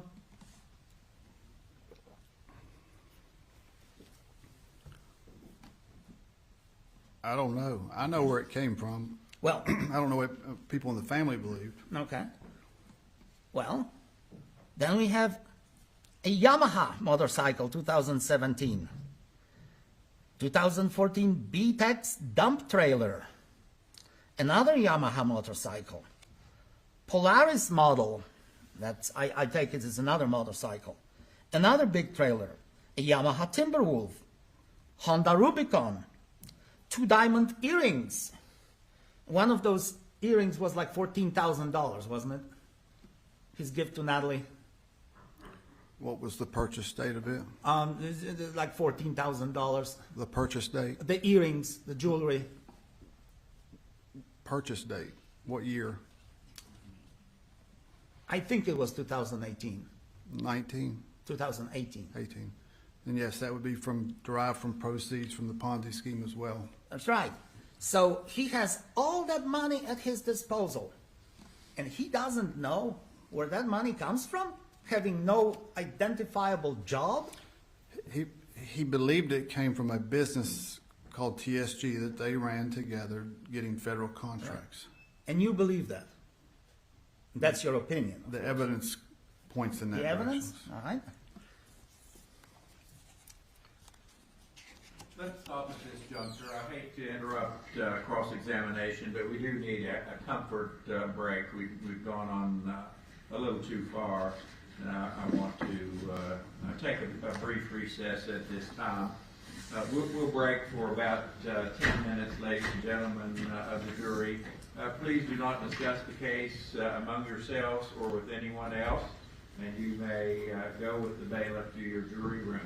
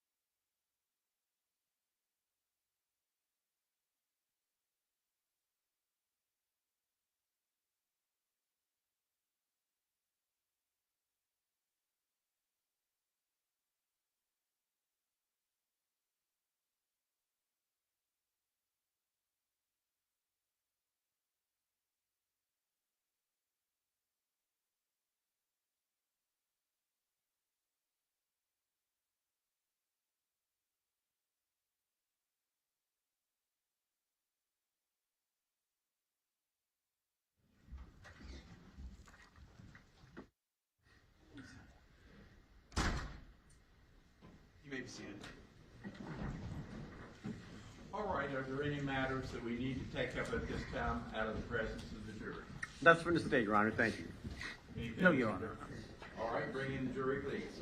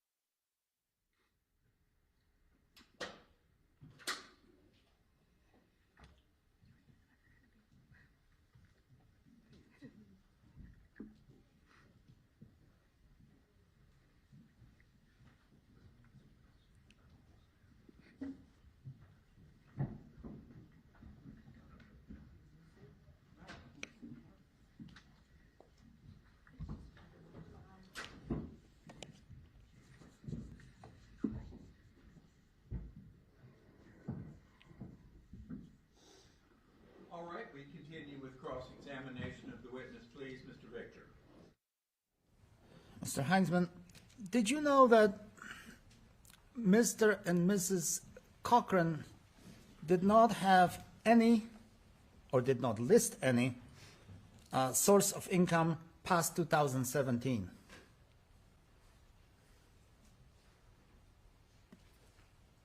Did you know that or not? They didn't list it where? On their tax returns. No, You didn't know that, okay? I don't know if that's true, but I did not know. I didn't ask you whether you knew it was true. I just asked you whether you knew that they did that. And the answer is no. Now, did you know, did you look at the, well, I mean, you investigated this case thoroughly. Did you ever consider looking at the forfeiture clause or forfeiture document filed by the federal government? Did you? Again, this came after I had already left, so Okay. I didn't see this at that time, Okay. no. So if I told you that in the year of 2018, under Schedule C for Tactical Solutions, Mr. and Mrs. Cochran listed the gross sales and gross profits for the Tactical Solution Group, the gross profit of $12,406,564. Would that surprise you? No, I did see those documents, yes. Mr. Huntsman, the wife comes home and the husband comes home and says, "Honey, we just filed the taxes. Our income is $12 million."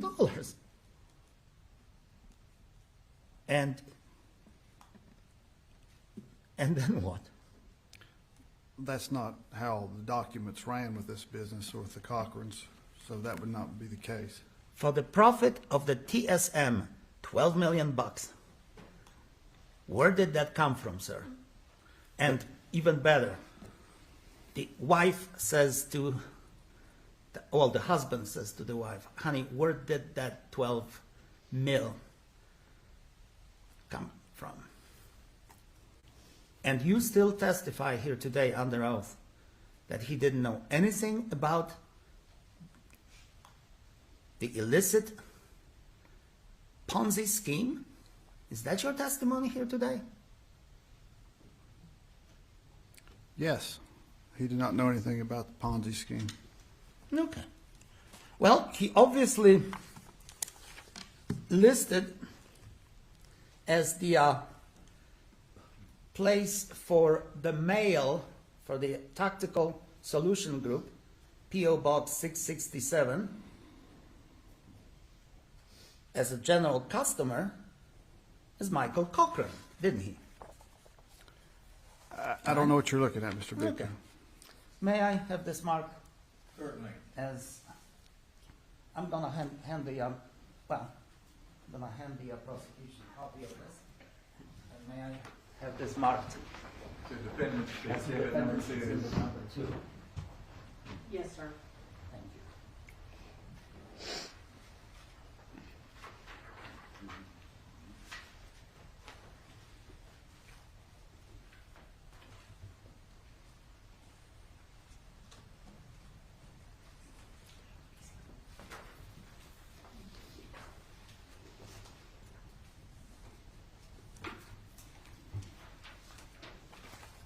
And may I approach the witness? Yes, you may.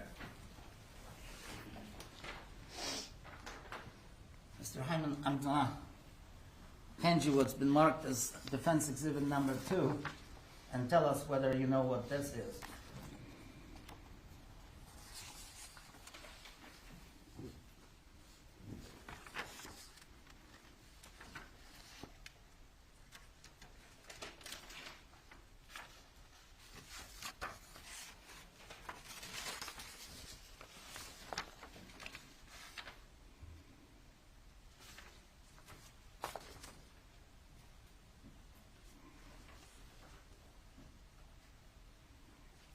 No, Mr. Victor, I can't say I know what this is. You don't know?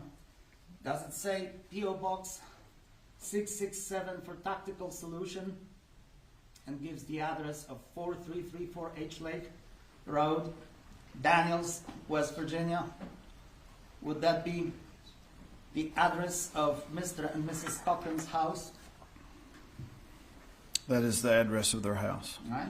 And now they've been assigned a P.O. Box number 667 for that address. True? You can look at the very top of the document to just see P.O. Box 667. Don't you?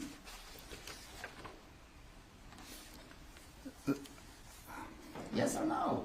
This document does say box number 667. All right. However, it doesn't No, have no. any dates on it. No, Mr. Okay. Hyman. Okay, I'm Does it just- say P.O. Box 667 for that particular address? I want to answer the questions intelligently, but I need to Well, know. you can answer that on redirect. Okay. Does it list P.O. Box 667 for that home address of Mr. and Mrs. Cochran?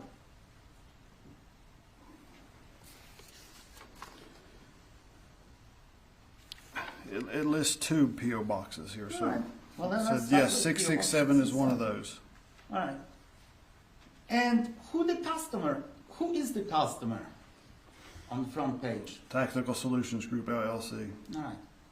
And then there is P.O. Box 782, also listed on that front page, right? Yes. And that is, who is the customer for that? That says Michael Cochran. All right. And on page 2, P.O. Box 667 is assigned to Tactical Solution Group, right? Yes. And then it says individual right after that in like little brackets, and it says Michael Cochran, right? Did you say blue brackets? It's a little bracket, May. Yes, that says Michael Cochran there. And P.O. Box 782 is, again, Michael Cochran as a customer. Yes. Now, may I retrieve the exhibits? Oh, by the way, I moved for the admission of defendant's exhibit number 1, if I forgot, and also number 2. Any objection, Mr. Truman? No objection either. All right, defendant's exhibits numbers 1 and 2 will be admitted into evidence. May I retrieve the exhibits, please?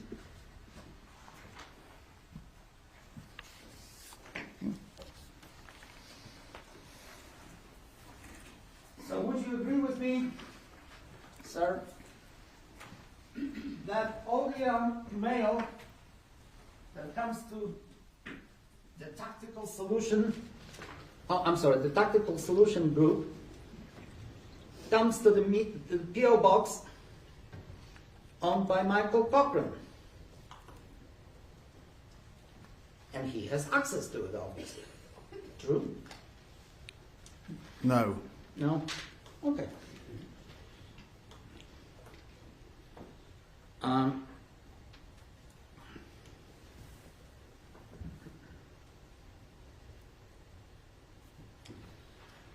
One of these companies dealt with firearms. True? Yes, sir. Military equipment. True? Purportedly, yes, sir. What my clients, do you know from your thorough investigation of this case, what is my client's experience with firearms and military gear? I don't believe your client has any experience with firearms or military gear that I'm aware of. However, Mr. Cochran seems to have plenty of experience with that, right?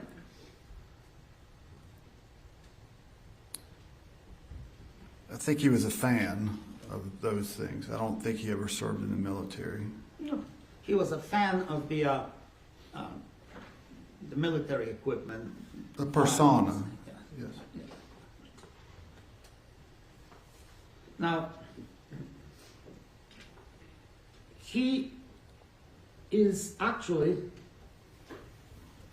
listed as the partner in both of these firms, right?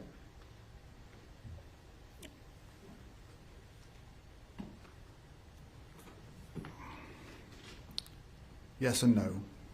Yes and no? Yes and no. Okay. Well, let's see.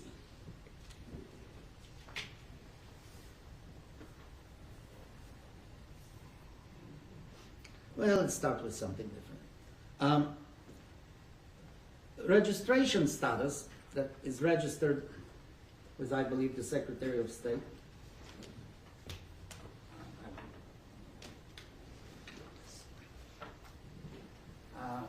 May I have this marked as defendant's sequential exhibit?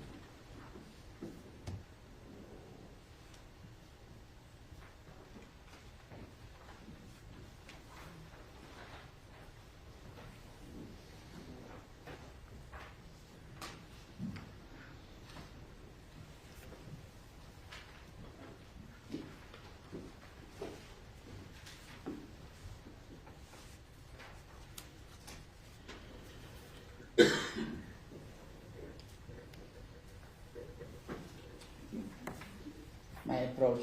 Yes, you may.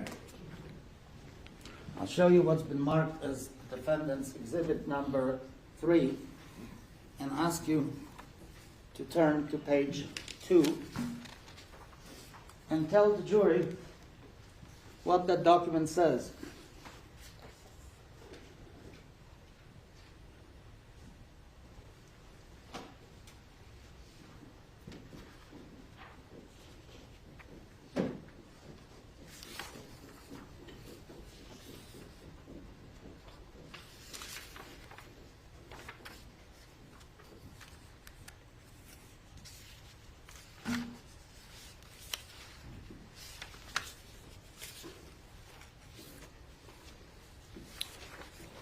The documents, page 2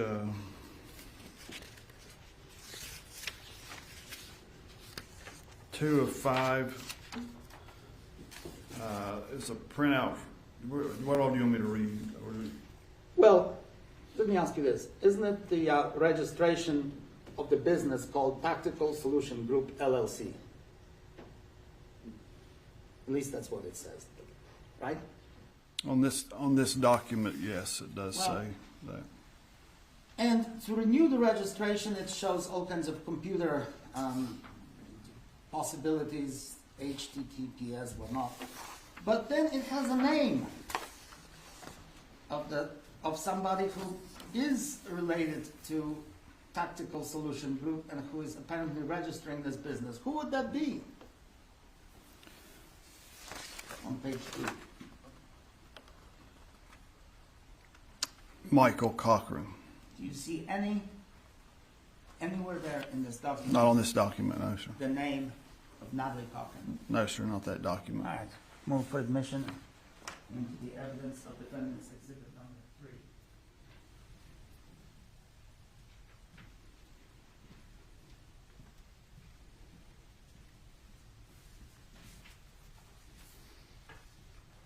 All right. I move for the admission, I don't, Any objection, Mr. Truman? No objection. Defendant's exhibit number 3 will be admitted into evidence. I'd like to have this marked as the defendant's exhibit number 4.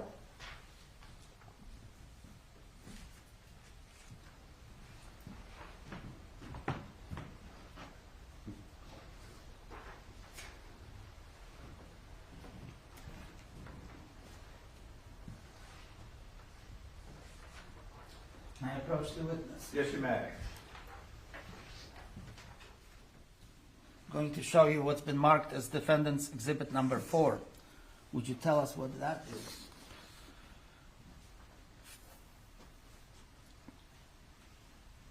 is? It appears to be a photograph without a date of a business card that says Technology Management Solutions, LLC. Okay. Who is the owner and the operator? The owner and operator on this card is Michael B. Cochran. Okay. He is licensed and insured, correct? Yes, And according to this card. Of course, according to his card. We're looking at exhibit number 5, Mr. Heinzman. This says exhibit 4. number 4. 4. He gives a direct phone number for those who wish to contact him, doesn't he? There is a phone number on the card, yes. Okay. And he also gives his email address, right? There is an email on here, yes. And that's M. Cochran, not N. Cochran. True? That is correct. All right. If I may retrieve this. And I'd like to move it into the evidence. Any objection, Mr. Truman? No objection. It is admitted.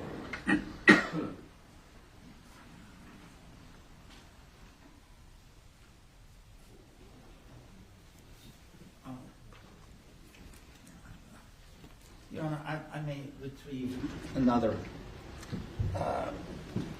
document. All right. Which... No, that's exhibit. No, I cannot retrieve it.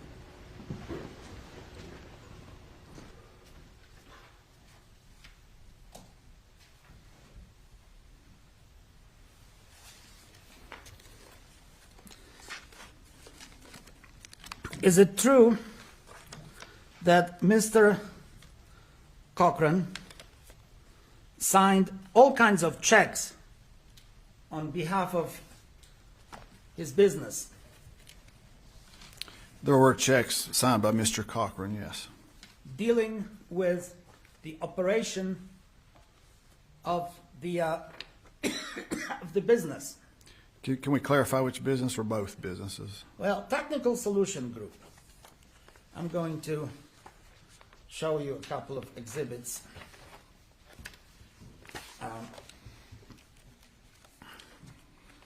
And I have provided copies to the state.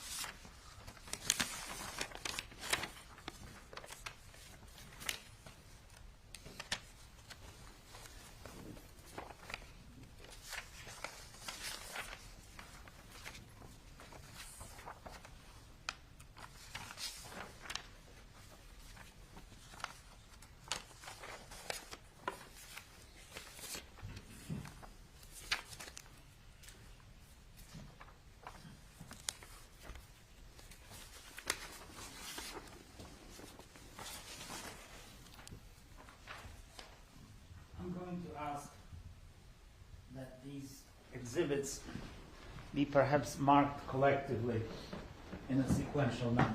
All right. You've got copies of these, Mr. Truman. I do, yes.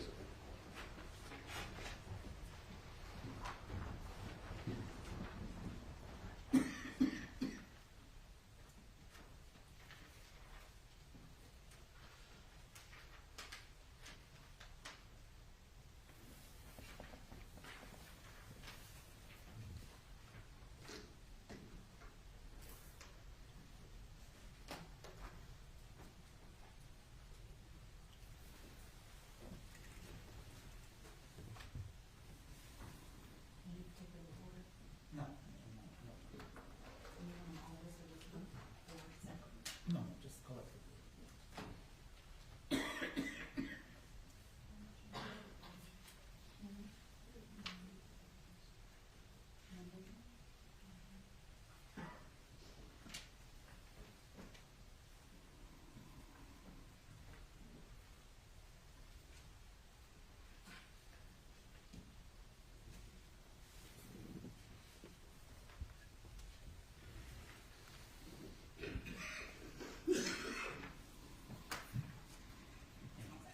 Thank you. May I approach the witness? Yes, you may. I'm going to show you what the marked as the defendant's exhibit number 5. Would you take a look at these pages and tell us what you see?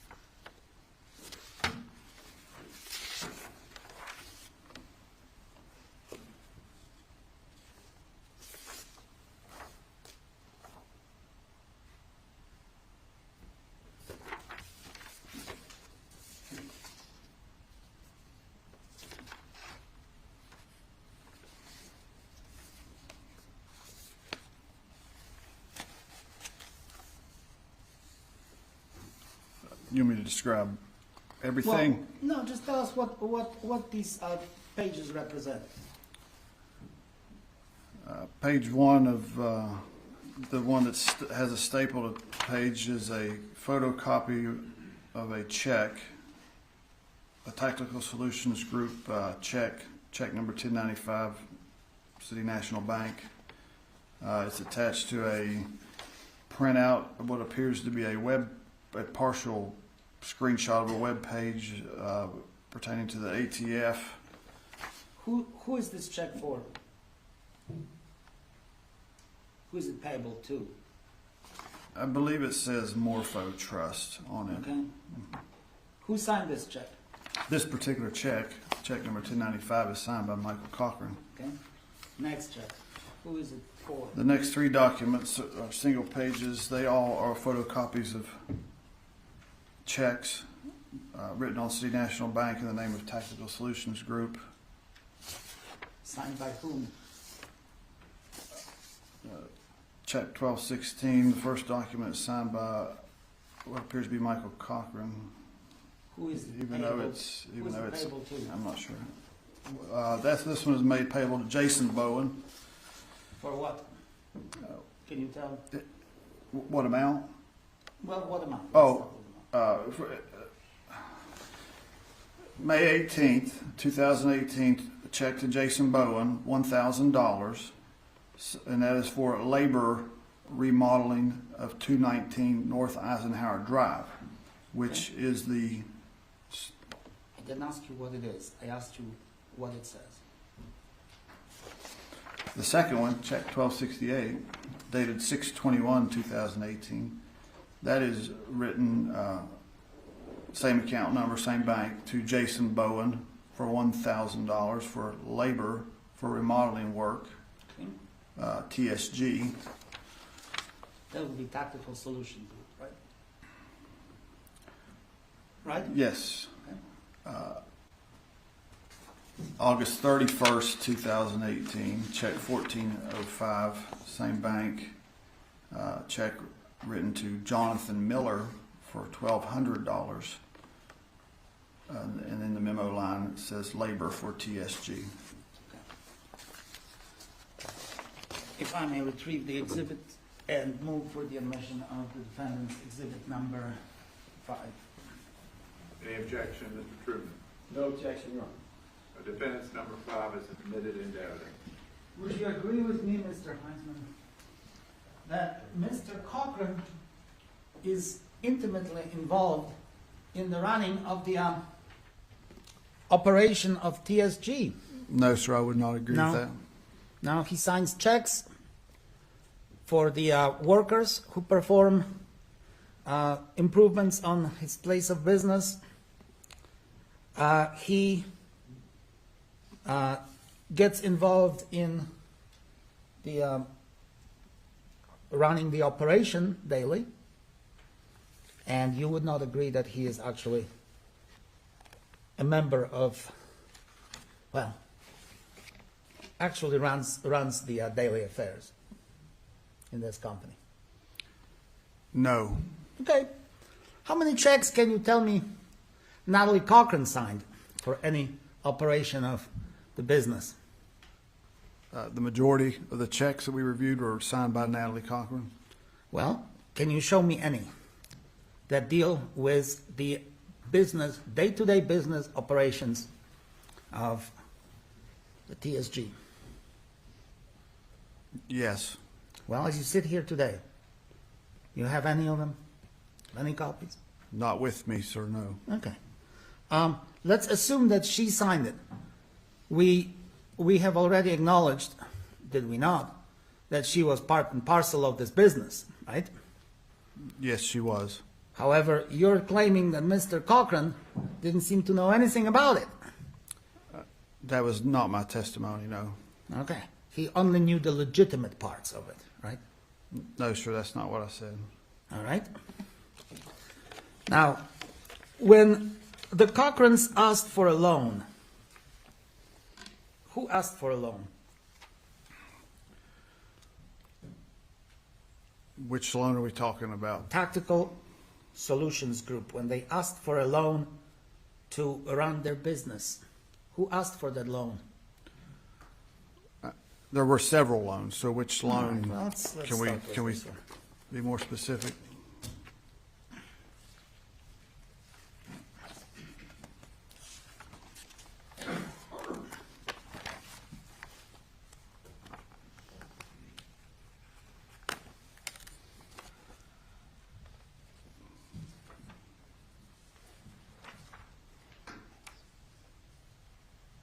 It is marked as defendant's sequential exhibit. This is number 6, Your Honor. All right, thank you.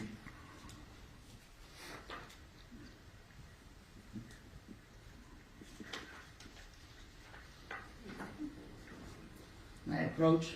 Yes, you may.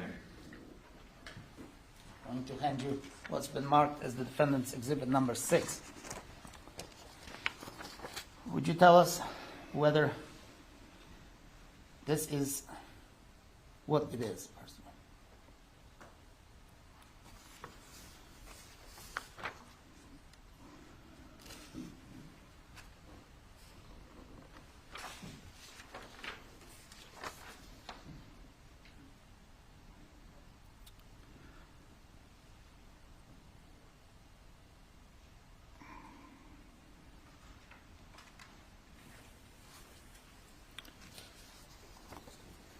This is a poor copy, photocopy of some type of perhaps loan document from a bank.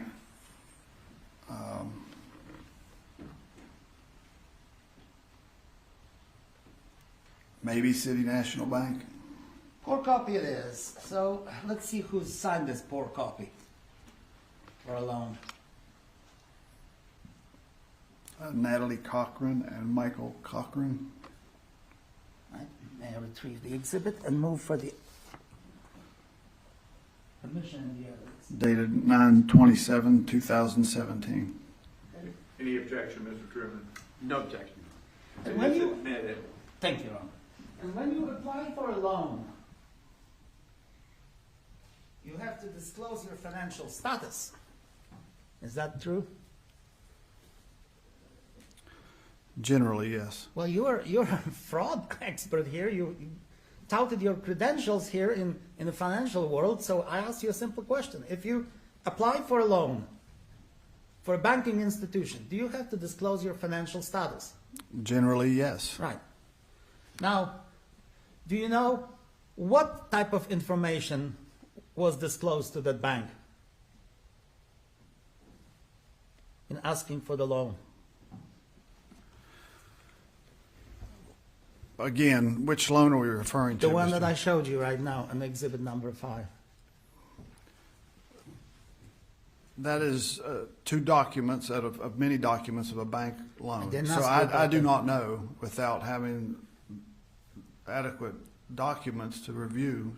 So I don't know what was given. So you don't remember whether they disclosed any financial information to any bank in asking for a loan? I can answer that generally, or I can answer that specifically. Well, then let me ask you whether you, in your thorough investigation of the case, concluded that they were both or individually filing for a loan, first of all. You have the evidence that they have so far, right? That they have filed for loans. For loans. And in your thorough investigation of the case, did you conclude or did you learn that Mr. Cochran was actually disclosing his income or the TSG's income in the application for the loan? Do you know or do you not?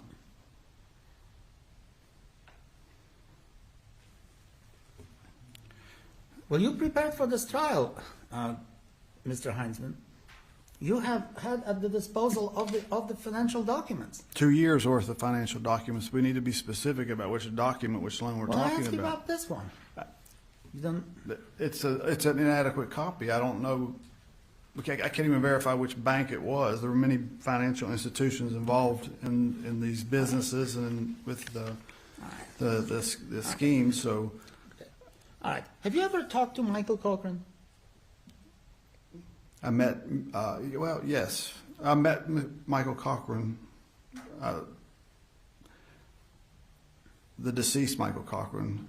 Yes, the At least deceased two Michael times. Cochran. His father's Okay. name, Michael Cochran. So Okay. The deceased Michael Cochran. I think 2 times I met Mr. Cochran. And you discussed his business with him? Neither time. Well, when did you talk to him? I year? think I attended a board meeting for Shady Spring Football Board and parents that was the subject of a complaint of a embezzlement that Trooper Alan Marsh of the West Virginia State Police was investigating. He consulted with me and asked me to come to this meeting Okay. and help him with this investigation. And I think I met Michael Cochran. He was at the meeting, may have been introduced, may not have. But on neither occasion did you talk to him about Natalie Cochran's business, correct? Those were not the nature of the contacts. Well, yes or no? Come on. No, that's a, All right. that's a Now- negative. Now, so would it be fair to say that at no point did Mr. Cochran come to you and said, you know, officer, detective, whatever your status was at that time, I think my wife is doing something really shady. I need to really talk to some police officers, or I need to really report my wife, maybe to the feds. Nothing like that ever happened, right? No, sir. Okay. And you've concluded from all of this, all of your investigation, that Ms. Cochran was running into a financial scheme that was, of course, illegal, right? True? Yes. And that Mr. Cochran didn't know anything about it, okay? Right? He was unaware of the illegality portion of the business, He was yes. blissfully unaware of any illegality of it. Now, isn't it true that he actually received almost $44,000 from his parents for the investment of this business? Yes. Yes, they did. Well, what other money from the investors were directed to Mr. Michael Cochran just directly? Do you know?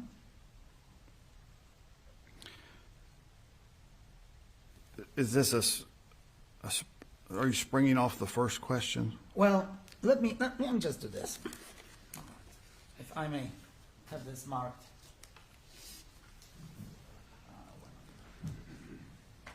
That's the defendant's exhibit number. That would be 7. Number 7. Number 7.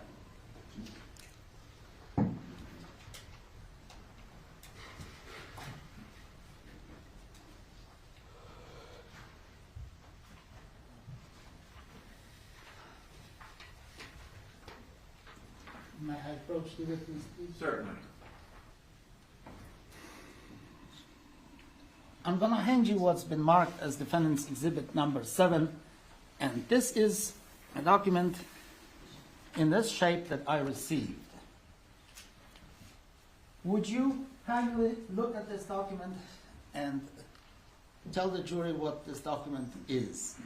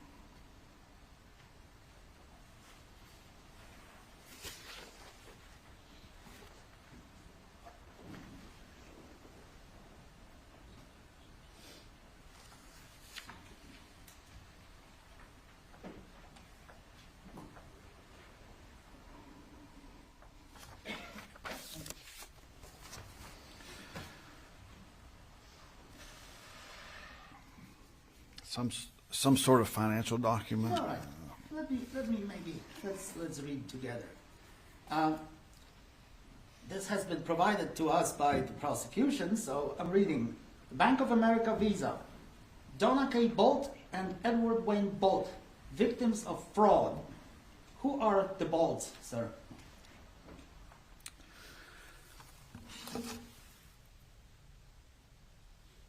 Edward Wayne Bolt and Donna K. Bolt, husband and wife. Donna is the biological mother of the decedent Michael Cochran, and Edward is her husband. So the mother- Stepfather of Michael Cochran. All right, so the mother and the stepfather of Michael Cochran. Mm-hmm.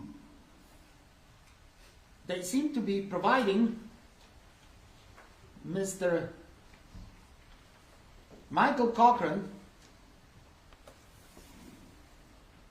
on page 1, page 2, page 3, and page 4 directly with substantial amounts of money, right? Amounting to about 44,000. If you want to count.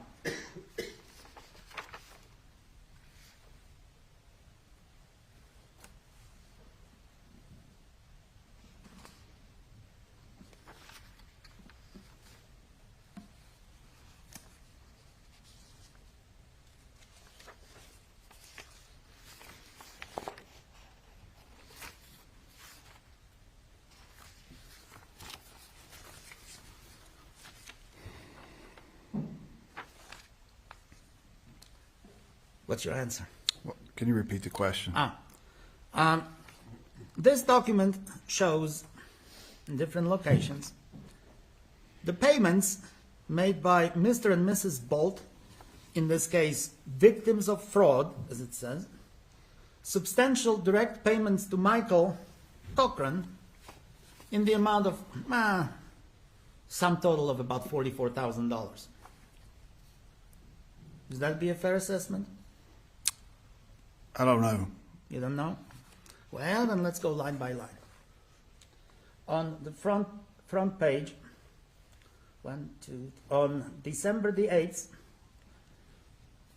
and posting date December 9th, it says SQ Michael Cochran Daniels, reference number 8086, account number 6008, $11,821. Do you see that?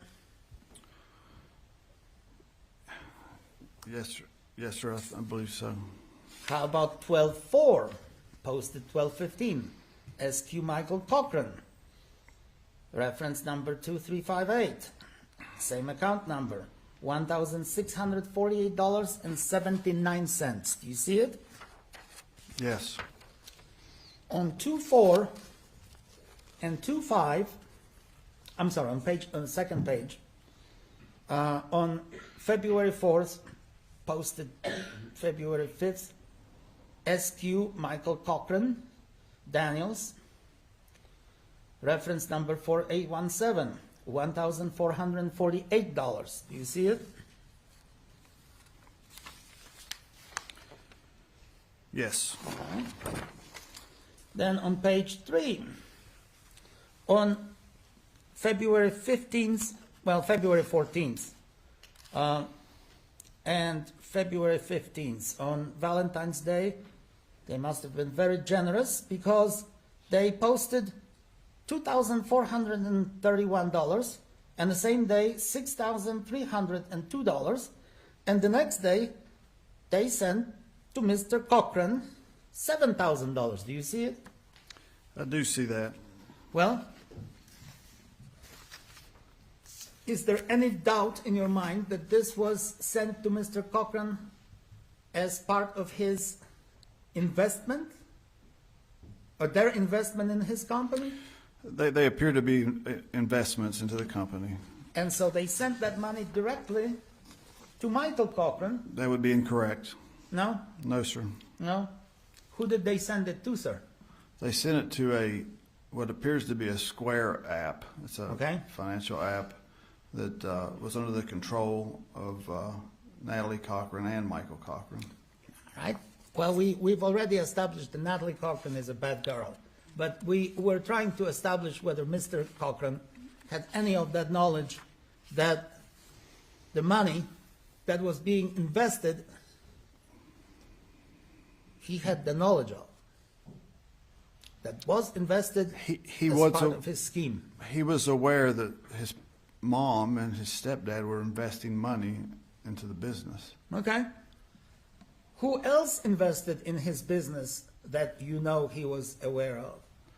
Natalie Cochran's parents, the Jessups, Daphne Jessup and Larry Jessup. So, how much did they invest? Do you remember?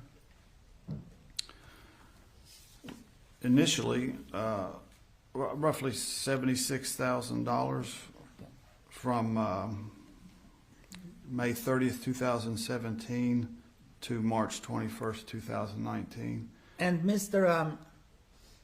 Cochran was aware of that, right? I don't know about theirs. I think he was, yes. All right. Who else invested in that company that you are aware of? Did you want me to go down the entire list? Oh, sure. Okay. So there was, appears to be Natalie Cochran's parents, Larry and Daphne Jessup, Michael Cochran's parents, or his mom, Donna Bolt, and stepdad, Eddie Bolt. Then Natalie Cochran's sister, Penny Carrico, was an investor into the business. Penny Carrico is now Penny Lowry. She had a boyfriend named Mario Lowry at the time. He was an investor into the business. Then Natalie Cochran has a sister named Wendy, and her husband John Poteet. They own a business here in Raleigh County. How much did they invest? Over $490,000. And Michael Cochran was aware of that, wasn't he? Do we continue with the list? No, I just asked you a question, whether Michael Cochran was aware of that investment of almost $500,000. Yes and no. Yes and no? Well, which is it? Well, Did he know? he was aware of some. He was not aware of others. And then he was not aware of the extent of some of the investments or the repeat Well, investments. how of the would you know investors. that? This is the money sent to his account, isn't it? Well, Isn't it? I know that from my investigation, from reviewing financial documents, text messages, What, and interviewing what witnesses. investigation? Tell us specifically what you investigated. It was the investigation that I was previously trying to explain that you objected to and we never got to. And now Your we're talking invest- about fragments of that investigation As here you, on cross. as you sit here, Mr. Heinzman, you have to admit that Mr. Cochran was fully aware of large chunks of money that was being shipped to his company that he was a partner in. Wasn't he? Mr. Cochran was aware of large sums of money coming to his business. How much money was there total that was invested in TSG? The victim, Not the victim. How much money was the invested? total victim amount that was addressed in the federal charges was over $2 million. Over $2 million. And you're telling this court, and what happened with that money, by the way, once it was invested? They lived high on a hog, didn't they? Yeah, that was part of it, yes. Right. And so Mr. Cochran gets a nice shot of over $2 million, and all of a sudden he takes everybody to France. He goes on a trip to Hawaii, takes the family, buys himself a nice vehicle. Oh, for that matter, he even wants to buy a hangar for his helicopter, right? That's correct. And he knows nothing about the Oh, by the way, how much did he pay the investors so far? Out of the money, well, I mean, they invested in something. Now they're expecting a return, right? Would you agree with me that any reasonable investor would expect a return on especially $494,000? Yeah, they would, but they were expecting more than that. Well, they were expecting maybe more than that, but they were really expecting cash income from this, right? That's what all the investors Okay. expected, yes. Right. So they were expecting that. Well, how much out of this over $2 million that Mr. Cochran knew about and that was invested in TSG, how much of that money did he return to the investors as their profit?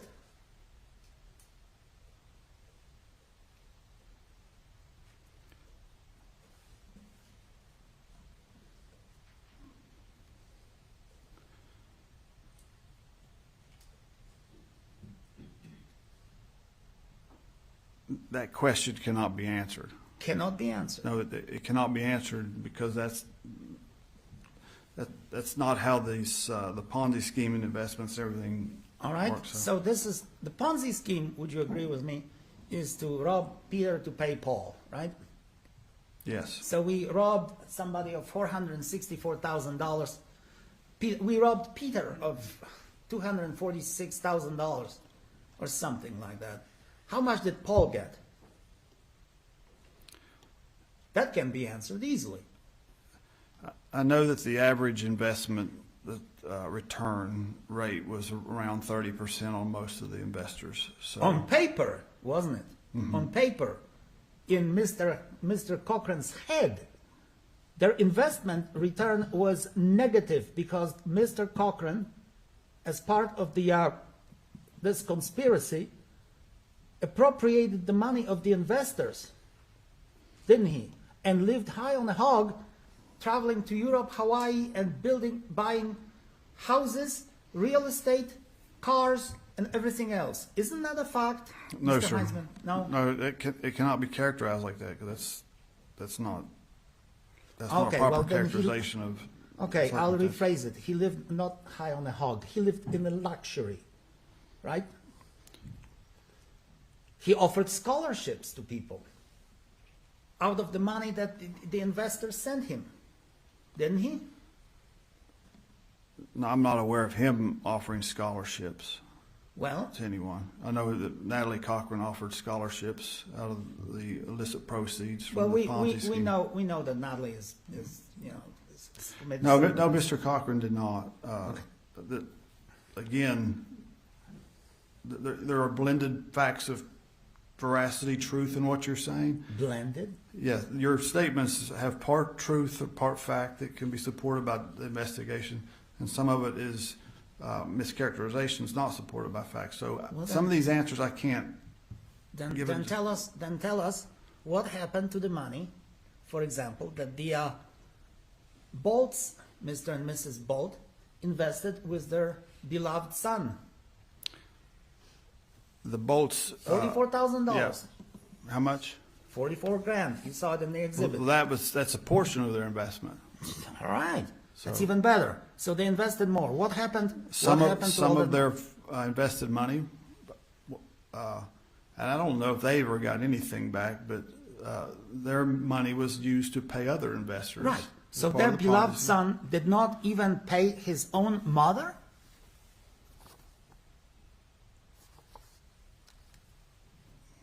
On her investment? Michael Cochran was not aware that his mom was not getting paid. He was not aware of the other investors. He discovered in August of 2018. You're speculating. You're making this stuff up as you go along. What I'm saying can be supported by third-party records, which I cannot manipulate, witness statements that we collected during our investigation, review of documents. No, I could support what I'm saying. Were there any exchanges between Natalie and Mr. Cochran that you are aware of concerning that business? Yes, there were lots of communication between Natalie Cochran and Michael Cochran pertaining to the business. Isn't it true that actually Mr. Cochran was telling Natalie, will you wait for me, I'll make the decisions? In so many words, during the exchanges. Are you aware of that or not? Okay. I need more information, Mr. Victor, to. Ms. Cochran could not make her own decisions in this business, could she? Without Michael's approval. That's not correct, no, sir. You don't know the inner workings of the relationship, do you? Not accurately, no. I was not part of the No. relationship. You don't know who was the dominant individual in the marriage and in the business, right? I have a pretty good idea based on witness statements and reviewing text messages and things of that nature. Yes. Okay. Well, let's do it this way. You know about Mr. Michael Cochran's fascination with bodybuilding and being really a macho guy. Yes. And you have the same evidence of Natalie Cochran being fascinated with, bodybuilding, being, aggressive and all that. You have any? Not bodybuilding, no, No, sir. bodybuilding. If you heard the testimony that Mr. Cochran was the dominant character in their marriage, would that surprise you? No, I would expect to hear that, and I would also expect to hear the same about her in testimony. So I would hear both of that. I would hear that, yes. Of course, you didn't talk to the children, right? No, So sir. you don't know what was happening in their marriage and in their relationship. And you talked to, I would imagine, her parents, right? Her parents, Natalie's parents. Right. They would not cooperate and talk with law enforcement, no. No, they wouldn't cooperate with you. Okay. Well, how about the cousins? Did you interview them? No. Who are the cousins? Well, anybody who claimed to be the Cochrans, Natalie Cochran's relatives. We interviewed her sisters, Penny Carrico. Okay. We interviewed her sister and her husband, John Poteet and Wendy Poteet. And they were the investors, right? Yes, every name I just mentioned were investors. Okay. We And- interviewed close friends. And the best- Poteets lost a lot of money, didn't they? They did. All right. Take pause at this time. We passed Very- the lunch hour, and I think I'm sorry, that, Your Honor. now would be a good time to take our lunch. And I again apologize for interrupting cross-examination, but we simply need to observe a lunch break at this time. Ladies and gentlemen, we're going to break till 1:15, and I apologize to you folks. We're a little bit late, but we sometimes have to go with the flow of the evidence. Please do not discuss the case among yourselves or with anyone else. Enjoy your lunch and try to be back in your jury room a little bit before 1:15. You may go with the bailiff now to your jury room.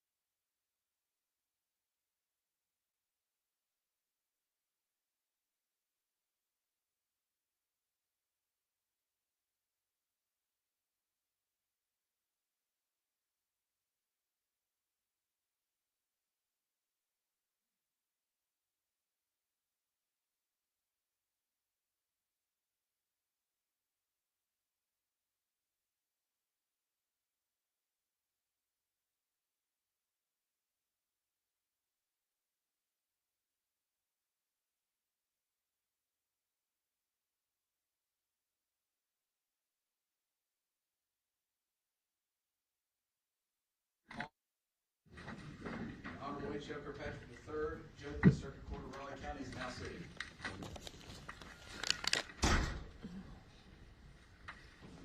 You may be seated.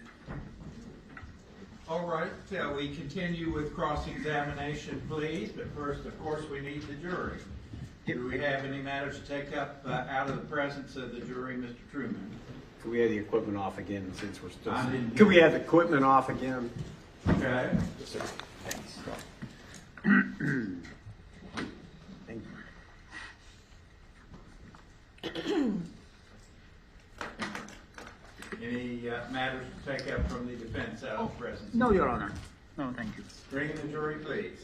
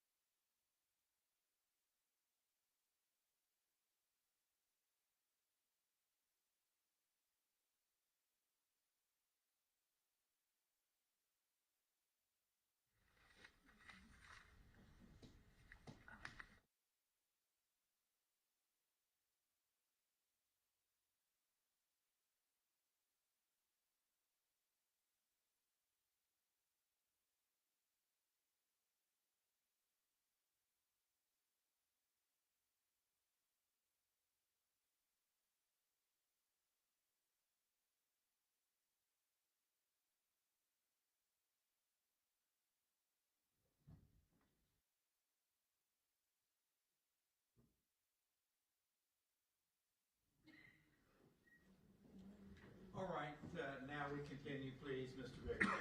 I just have a few more questions. The TSG, who was the majority owner of it?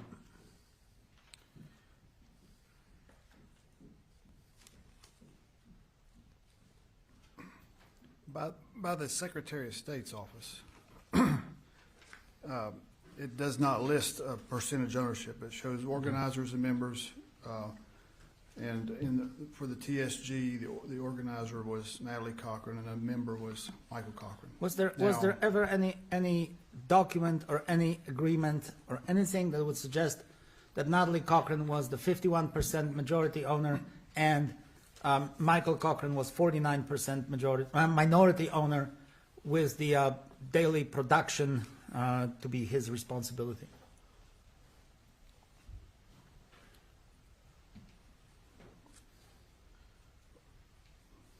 There are documents that indicate ownership percentage. Okay. And that would be the percentage that you would recall from memory? 51-49? There are financial documents wherein Natalie Cochran claimed to be 100% owner of TSG. There is one document that is a handwritten application for a financial loan where she listed herself as 51% and Michael Cochran as 49%. Otherwise, the remaining documents pertaining to financial transactions that we reviewed, she claimed to be 100% owner of TSG. Okay. Tell us about their office. What did their office look like? They had a storefront located on North Eisenhower Drive. Okay. Secretaries? No, not that I'm aware of. Any equipment that would suggest it's a running office? It was new in relation to his death, but there was computers in the office. There were office space. Where was that office established? The physical location. Yeah, the TSG. Yeah. It was the building was purchased in January 2018. By whom? Natalie Cochran and Michael Cochran. Okay. And then the business was named TSG, and the front was devoted to that business, right? The store. The front store or whatever it was. It had signage Okay. indicating the same signage and logo that were used on their website is the same signage that was used on the storefront. Would you agree with me that, however, that most of the businesses was done online?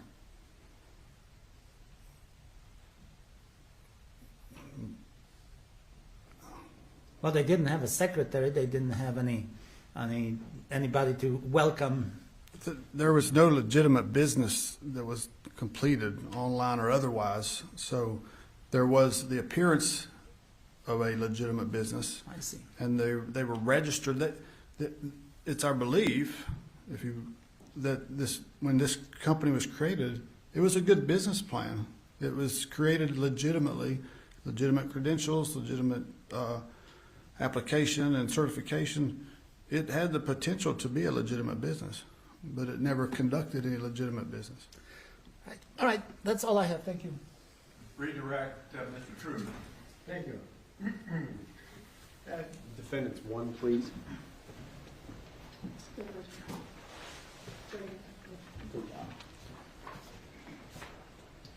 And what's been admitted as Defendant's Exhibit 1. That's your letter to Jeff? Yes, it is. Okay. April 1st of 2019. When did you open this investigation? March 8th, I believe, was when we opened it. Did you open it as soon as Trooper Marsh talked to you about it? No, I had two conversations with Trooper Marsh. An initial call in which he tried to explain that he had a situation he didn't know how to deal with, and he gave me some, and that was on March 8th, and he gave me some initial facts. And I said, well, I need more information. So he went back to his complainant, the local businessman person, who then gave him more information, and I spoke with Trooper Marsh on March 11th. It was after my discussion with him on March 11th that we started exploring the opening of the investigation into the. So, after March 11th, you'd had roughly 3 weeks before you wrote this letter. Had you done any investigation before then? That was part of the research and investigative efforts coordinating with the special agent of the federal government. Did you know much about the Cochran's business as of April 1st of 2019? No, we were still collecting factual records, identifying people. We were collecting information. We made no assumptions of who was guilty or not guilty of anything. It had the appearance of a legitimate business. So that was early in the investigation. It's our responsibility to collect information as part of that investigation, and that is part of those evidence or information collecting efforts, that correspondence. Simply put, the agent asked me to request the information I was seeking from him on department letterhead, and that's why it has the superintendent's name and the letterhead of the agency. Okay. You were soliciting assistance Yes. and explaining what you were going to try to accomplish. He was a federal government special agent. These were federal government contracts, so we needed a federal resource to explore contracts down the federal database. Your Honor, I'm going to object as on grounds of relevancy. I think we've been through this fraud case a long time. There's nothing to do with murder. Anyway, what's been admitted as Defendant's Exhibit 3. Is that a document from the West Virginia Secretary of State? No, it's not. Is it a private company that printed that information? The website is the federal registration database where you would go in and make application for federal licensing and federal registration is what that appears to be. Well, it's a private company, isn't it? This particular website. That's not a government agency, is it? It's not a .gov. I'm going to object to the leading nature of these questions. Is it a .gov address? No, sir.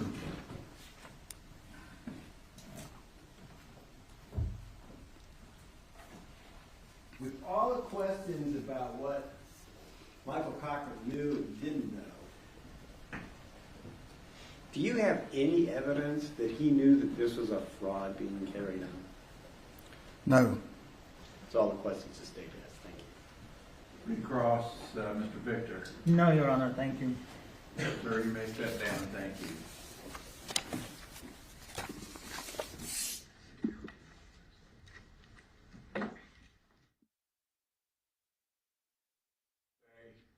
Through the trial, or do you Yes. move that he be excused? He's going to stay. All right. Thank you. Call your next witness, Mr. Truman.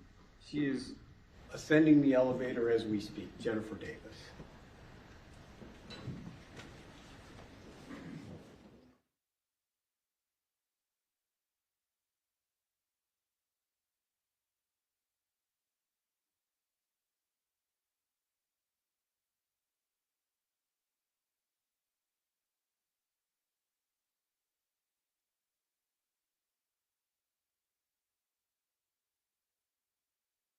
Time the cross was going to take.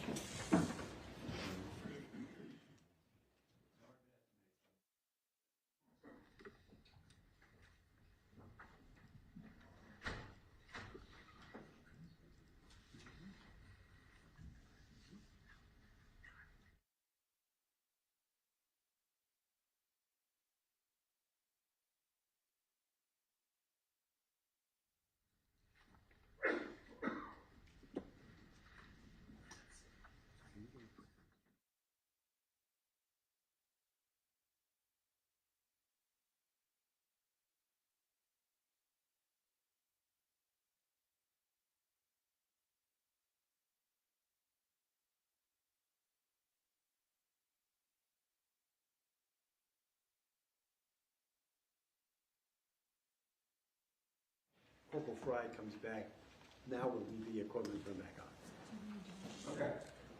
We can do it, but we don't want to offend the bailiff.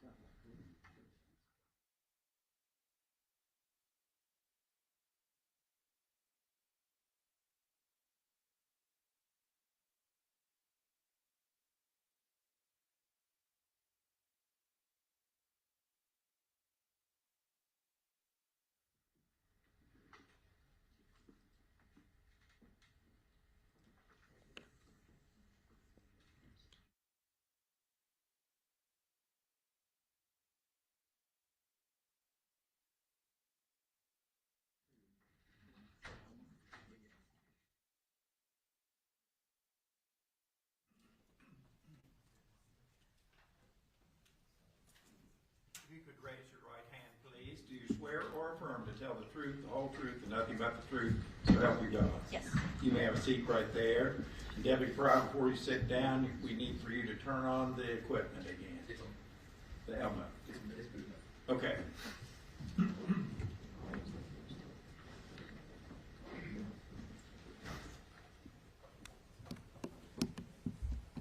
Could you please state your name for the record? Jennifer Davis. And make sure you're speaking into the microphone because I know it could be hard for the court reporter to hear.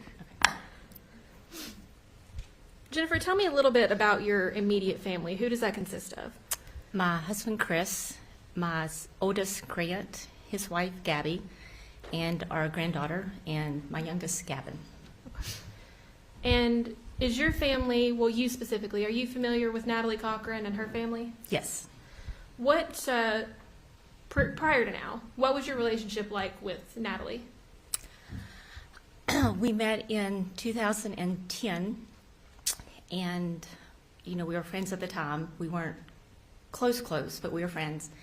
And then when my son was diagnosed with type 1 diabetes in 2012, we became very close. And why did you become close at that point?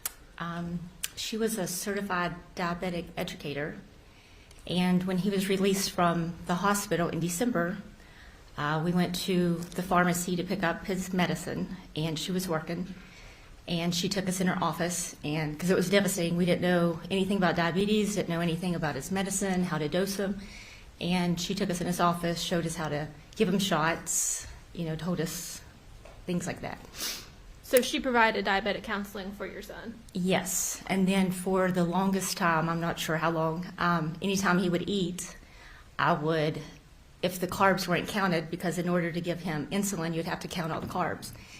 And if they weren't counted, on the back of a box or something, if we were just eating a plate of food, I would take a picture and text it to her. And she was very good. She knew exactly how many carbs that there was in that meal and how much, dosage to give him. So it sounds like you all ultimately became pretty close. Is Yes. that fair? Yes, we were very close. Yes. Were you also, outside of Gavin's diabetes, were you also friends? Yes. Yes, we were. Did you go over to the Cochran's house? Yes, we went to each other's house. We went to the movies together. We went to eat. We went to sporting events together. So, yeah. Were your and Natalie's husbands also friends? Yes, they were friends. Would you consider them close friends? Yes.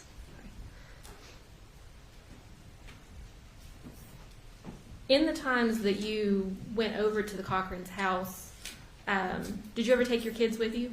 Yes. Did you ever ask Natalie to keep any sort of diabetic supplies handy for Gavin? No, there was never any need to. And why was there not a need to?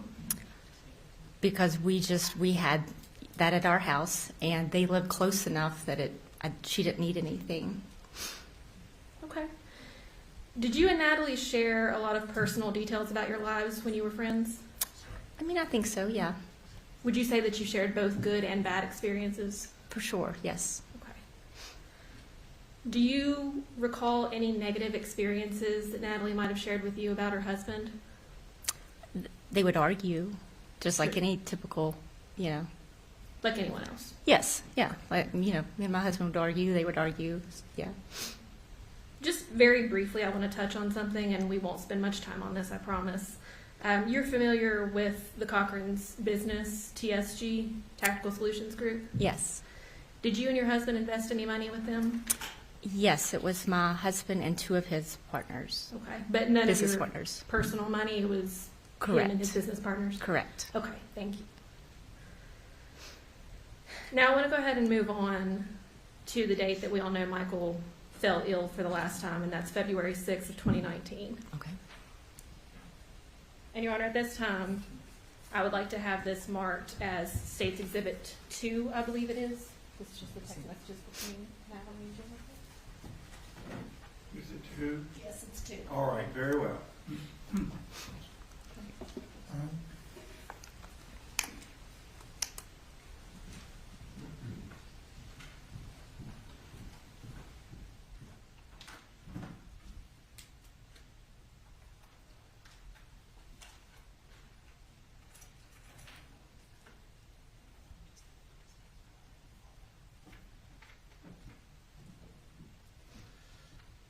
I'm going to be attempting to use the projector, so if everybody could just bear with me while I do my Be best. to very figure it out. patient.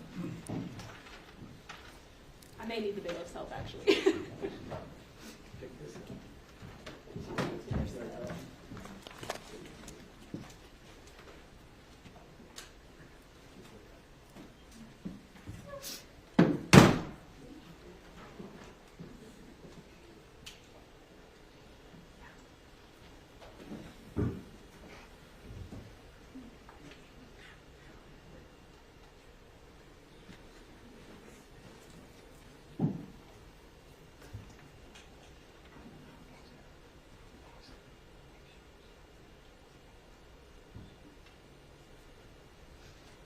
Jennifer, I'm going to if it's okay with the judge, I'm going to approach you before I put these on the projector. Okay. Okay? You may proceed. Thank you, Judge.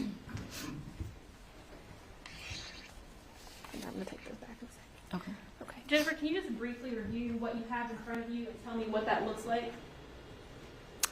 They're texts between me and Natalie on February the 6th. And is that how they would have appeared when they were on your phone? Yes. Do they appear to have been altered in any way? No, and they're still on my phone. I don't delete or erase anything, so they would still be there today. So these text messages still look exactly the same as they do on your phone today? Yes, correct. What year are we talking about, please? Oh, 2019. Thank you. Oh, okay.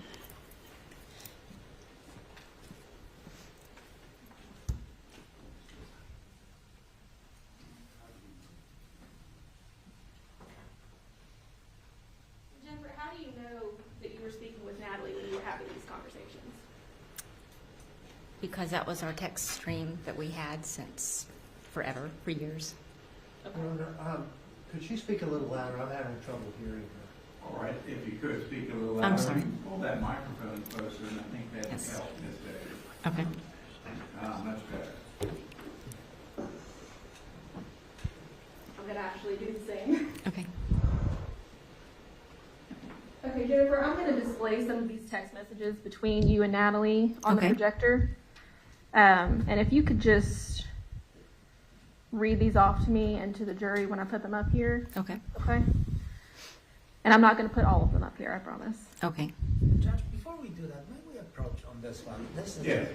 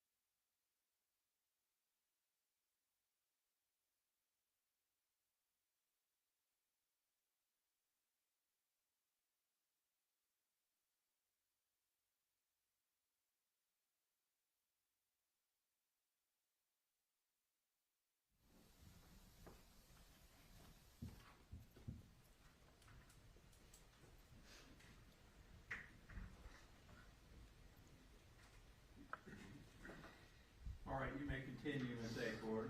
Thank you, Robert.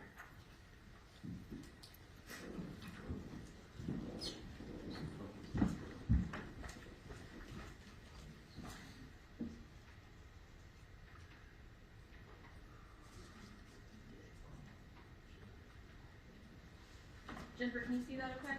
Yes. Can you just explain to me what's going on in this conversation? Is there any way we could tighten that up a little bit? I'm not sure the jury can read it. Are you folks having a hard time reading it? Or can you see it? You have better eyes than I do. I know I'm standing right in front of it. Okay. Can you just explain what's going on in that conversation? Yes, she said that her and Mike, they were both sick, and I think they had the flu or the norovirus, is what we were told either before or after. And she had to start taking small insulin shots. I'm going to have to order a vial. I know she said that the flu and the norovirus had hit her hard and made her more sick because of the cancer that she had. So then I had asked her if she was going to the cancer center or Dr. Halsey. And then I volunteered a vial of insulin if she needed it. And she went to Halsey today. Your Honor, I'm going to object. The document speaks for itself. I can ask a different question, Your Honor. Okay, I think that's a fair objection. Ms. Acorn, maybe you can ask her some questions. So, Jennifer, at this point, you were offering to help out a friend in need. Is that fair to say? Yes. And I'm going to remove that sheet.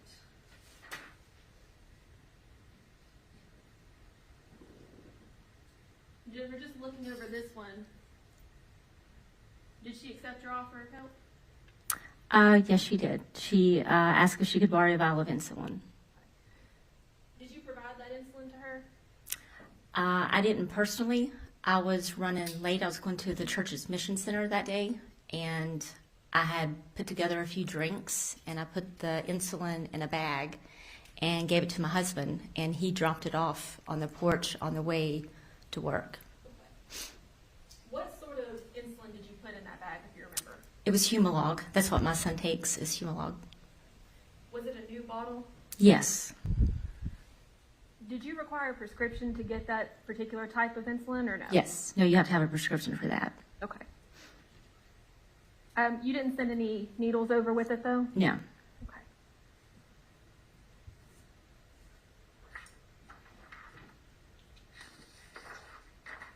If you'll just bear with me for a second here. You guys had a lot of conversations.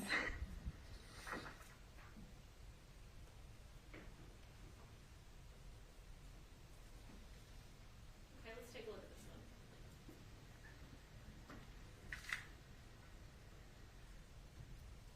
So, did you understand what Natalie was talking about when she made this statement that Mike was so mad about not being able to go somewhere? He had to take 2 of her blood pressure pills. Do you know where they were supposed to be going? They were going to Virginia. I'm going to object. This may be based on hearsay. We won't know if it's based on hearsay until she responds, Your Honor. Well, then we need to establish the foundation, whether it's based on hearsay All or right, not. maybe you could establish a little foundation, Ms. Acorn. Did you have any conversations with Natalie previously about where they were to be going that day? Yes, they were borrowing our plane to go to fly to Virginia. Okay. And that was a conversation that you and she directly had, not that you heard from someone else? Correct. Okay.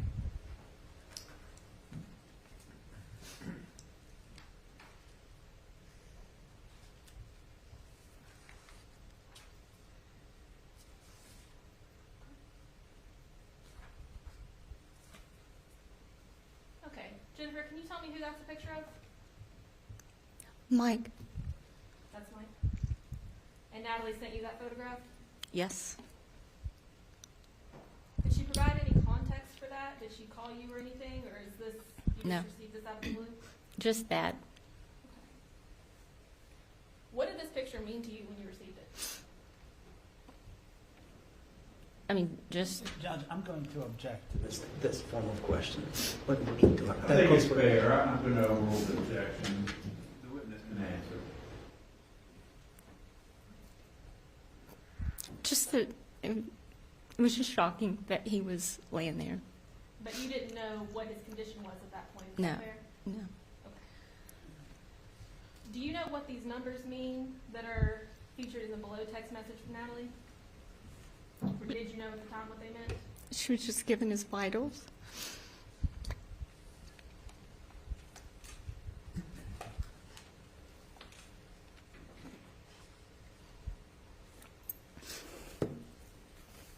Now, at this point, your husband had already dropped off the bag of prosecutor is testifying, Your Honor. Yes, Assuming if the you could facts rephrase not for the the evidence. question. Sure, Your Honor. Had Chris already gone by their house at that point in time? He went there that morning. Had you been by their house at any point that day? I did later to drop off more drinks. Okay.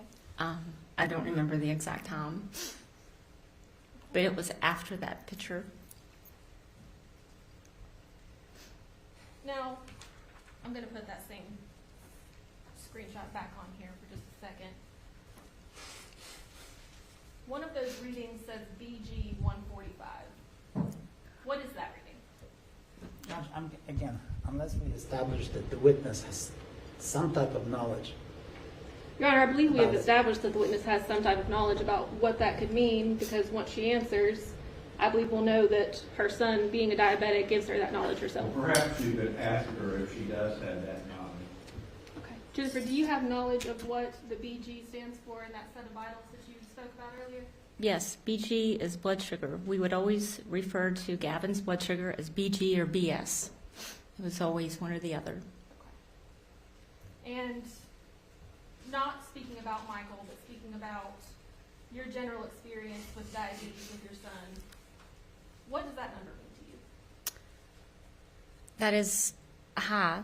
That is for a non-diabetic or even a diabetic, it's 80 to 120 is the normal range. So 145 is a high blood sugar. And you just know that because your son's diabetic, is that right? Correct. Okay.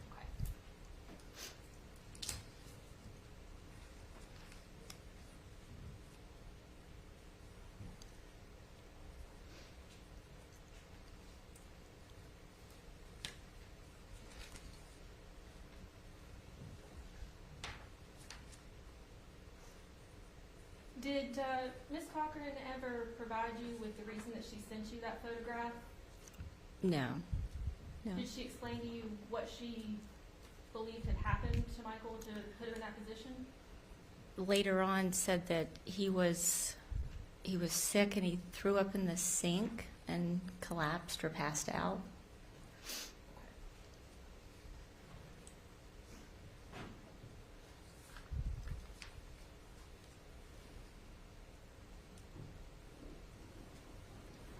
Did you ever visit the house after that point in time on that date? Like I said earlier, I had dropped off drinks, but I don't remember what time that was. Okay. And I didn't go inside.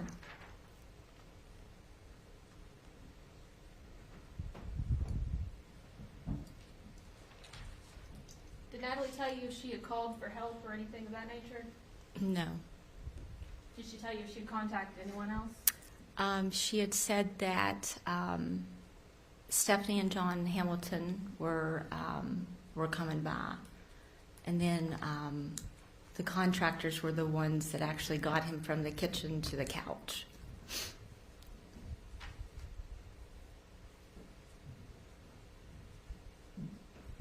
Now, I know you ultimately didn't go to the house that day. Did your husband go that you're aware of? Yes, he went that evening. And then after that, do you know what happened to Michael? Once Chris got there, and I don't remember the time, sometime between 7 and 8, I'm not sure, that night, he took him to the hospital. Objection. All right, stay your ground. That's hearsay. Pardon? That's hearsay. Overruled. Go ahead. And she was, and lack of personal knowledge, that's another one. I'll overrule the objection. Continue, Ms. Davis. You may have to rephrase the question or ask it again. I believe the question was, do you have any knowledge of what happened to Michael after the time that your husband had arrived at the house? My husband took him to Raleigh General, and we were texting. He had called me to let me know that. Please note my continuing objection to any type of hearsay or statements by any other third party. All right. Do we anticipate that Mr. Davis will testify in this trial? Yes, he will, Your Honor. All right, with that understanding, I'm going to allow it. Go ahead, Ms. Davis.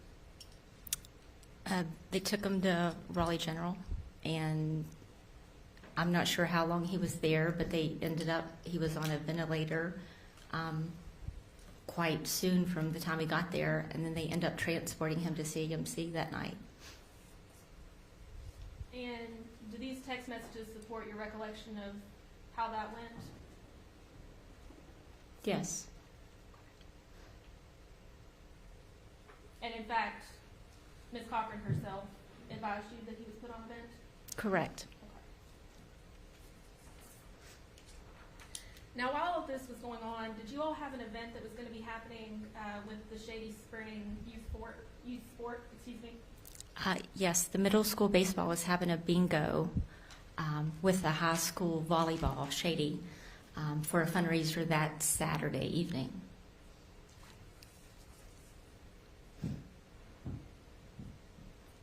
Did you and Ms. Cochran discuss that while Mike was in the hospital? Yes, because she was working on getting everything together. And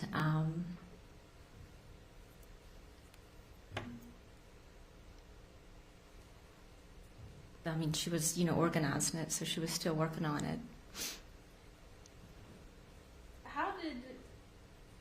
I'm sorry, I'm trying to find a good way to phrase this. Did you find it odd at all that she continued to work on bingo while her husband was incapacitated? Judge, I'm going to object to that. That's a comment on the defendant's character. Sustained. This comment, I hope the swelling affects the mean side of his brain and the rest stays good.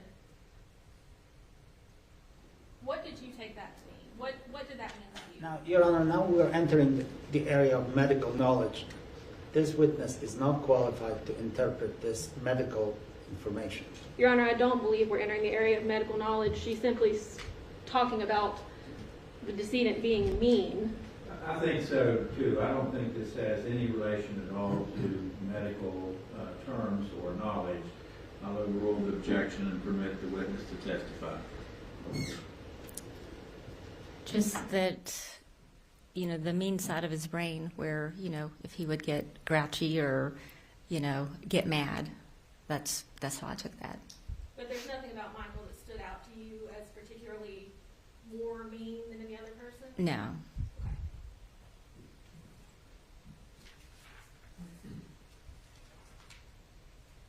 This one's a little blurry, so forgive me.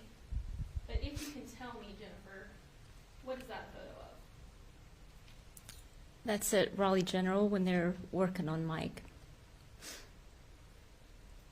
And that photo also came from Natalie? Correct.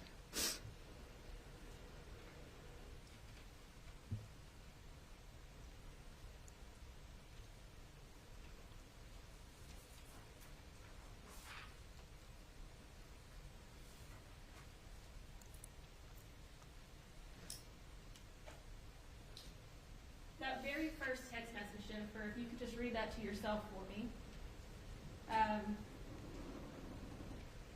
Do you have any personal knowledge of what sort of meds Natalie's talking about at this point, about getting Mike off of?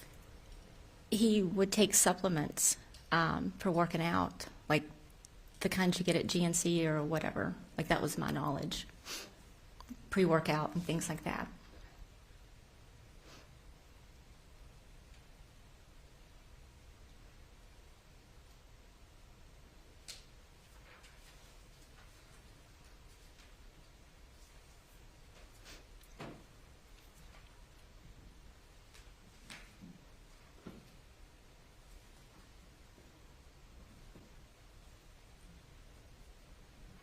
This is another photograph that was sent to you by Natalie. What is that a photograph of? Once again, Mike, I believe that's at Raleigh General.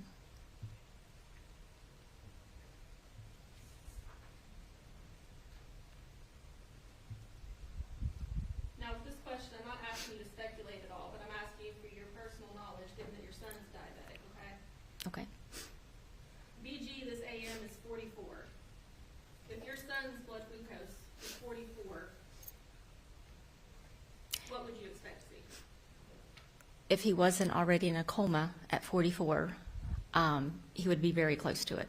Anytime he had low blood sugar, he would get sweaty, clammy. His legs would get weak. When it was super low, it would even start going into his arms. He couldn't feel his arms.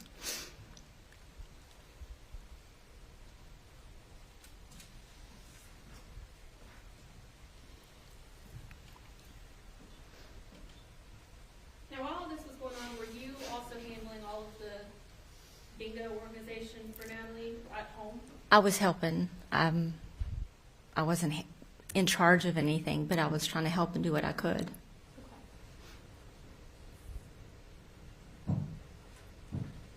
Did you get to go up and visit Michael at any point while he was at CAMC?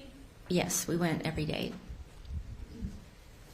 And did you see him awake at any point while you were there? No, he was never awake. What was Ms. Cochran's demeanor like while you were there? Going to object to that. Overruled. She was very calm. She was in, just in control. I felt that she was strong. She was, I guess normal as you can be.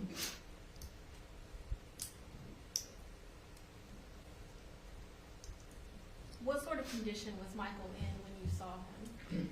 He was intubated. He was non-responsive. He just laid there. And then shortly after that, he was moved to hospice, is that right? Correct. Did you ever get to see him while he was there? Yes.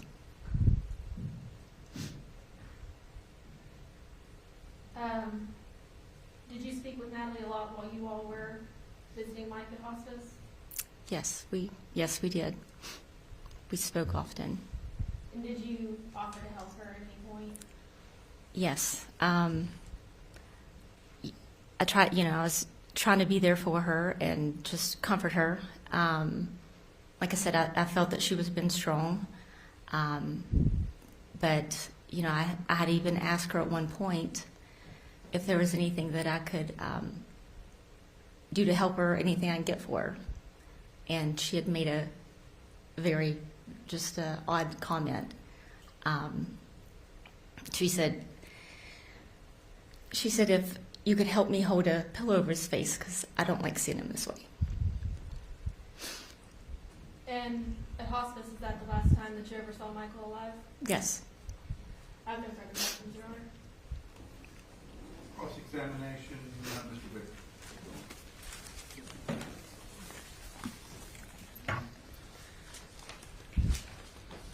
Ms. Davis, first I want to ask you about the losses that your husband's company sustained as a result of this fraud. What were your losses? It was with him and his business partners, so it wasn't any personal loss of ours. He was the third. Well, let me ask you about your husband and his partners. How much did they lose? They lost over $500,000. $500,000. Your husband at some point was Natalie Cochran's attorney, right? He would have to answer that, but yes. Well, do you know or not? Well, yes, he did. Okay. And yet, after he and his company lost over $500,000, he testified against her in federal court, didn't he? Correct. Okay. Her own attorney. He was not representing her at that time. Okay. And let's talk about this Humalog for a second. You know that there are two types of insulin. One is Novolog and one is Humalog, right? Correct. And you know that because your son, very sadly, is afflicted with diabetes 1, as we call it, right? Yes. Which is a very serious problem. Yes. Okay. Well, Novolog, you cannot get over the counter. True? You cannot get it over the counter. But Humalog, you can. Humalog, you can't. That's a prescription. You cannot? You cannot. It's a prescription. And so if there was any testimony here that you can, of course, that would be incorrect in your mind. Right. I see. All right. Now, you, of course, do not know. Well, let's strike that. Is your testimony here today that Natalie Cochran never had any medication for your son? Correct.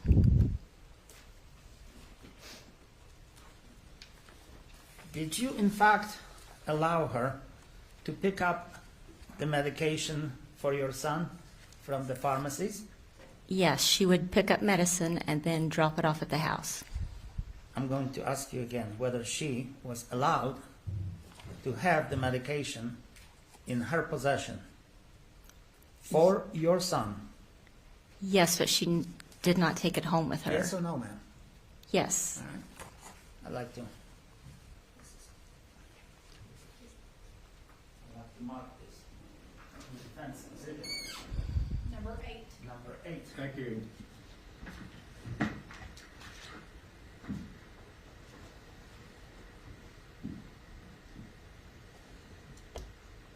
If I may approach the witness. Yes, you may.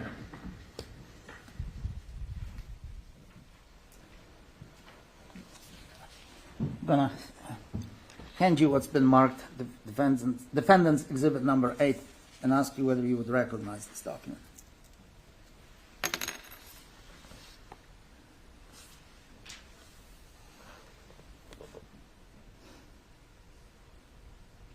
Yes, I've never seen it before, but What would this document be, ma'am? it's showing the doctor that prescribed Gavin his insulin. Would you turn to page 2? I'm sorry, page 3. Who was picking up that medication for? Natalie. All right. I'm going to ask that this exhibit be admitted into the evidence. Any objection, Mr. Truman? No, Your Honor. Or Ms. Akins, I'm sorry. Thank you. It is admitted into evidence. How many times has Natalie Cochran picked up medication for your son, ma'am? I'm not sure how many times. Numerous times. Would Yeah. it be fair to say? Yes, I would say yes, several times. Okay. And was always a Humalog, right? Not always. Not always? No, because he had other prescriptions. Okay. Have you ever injected Humalog into your son's body? Yes. What dosage? A vial? It was from the vial. I don't remember what dosages because it would all depend on what he ate. So Okay. I don't know. Like I can't say right off. Okay. Were there any times that you would inject the whole vial into his body? Oh, never. No. Never? No. Half a vial? No. Just No. very little. Very little. Yes, like a millimeter or. It just, like I said, it depended on the dosage. And every time you injected the vial into his body, he didn't drop unconscious on the floor, did he?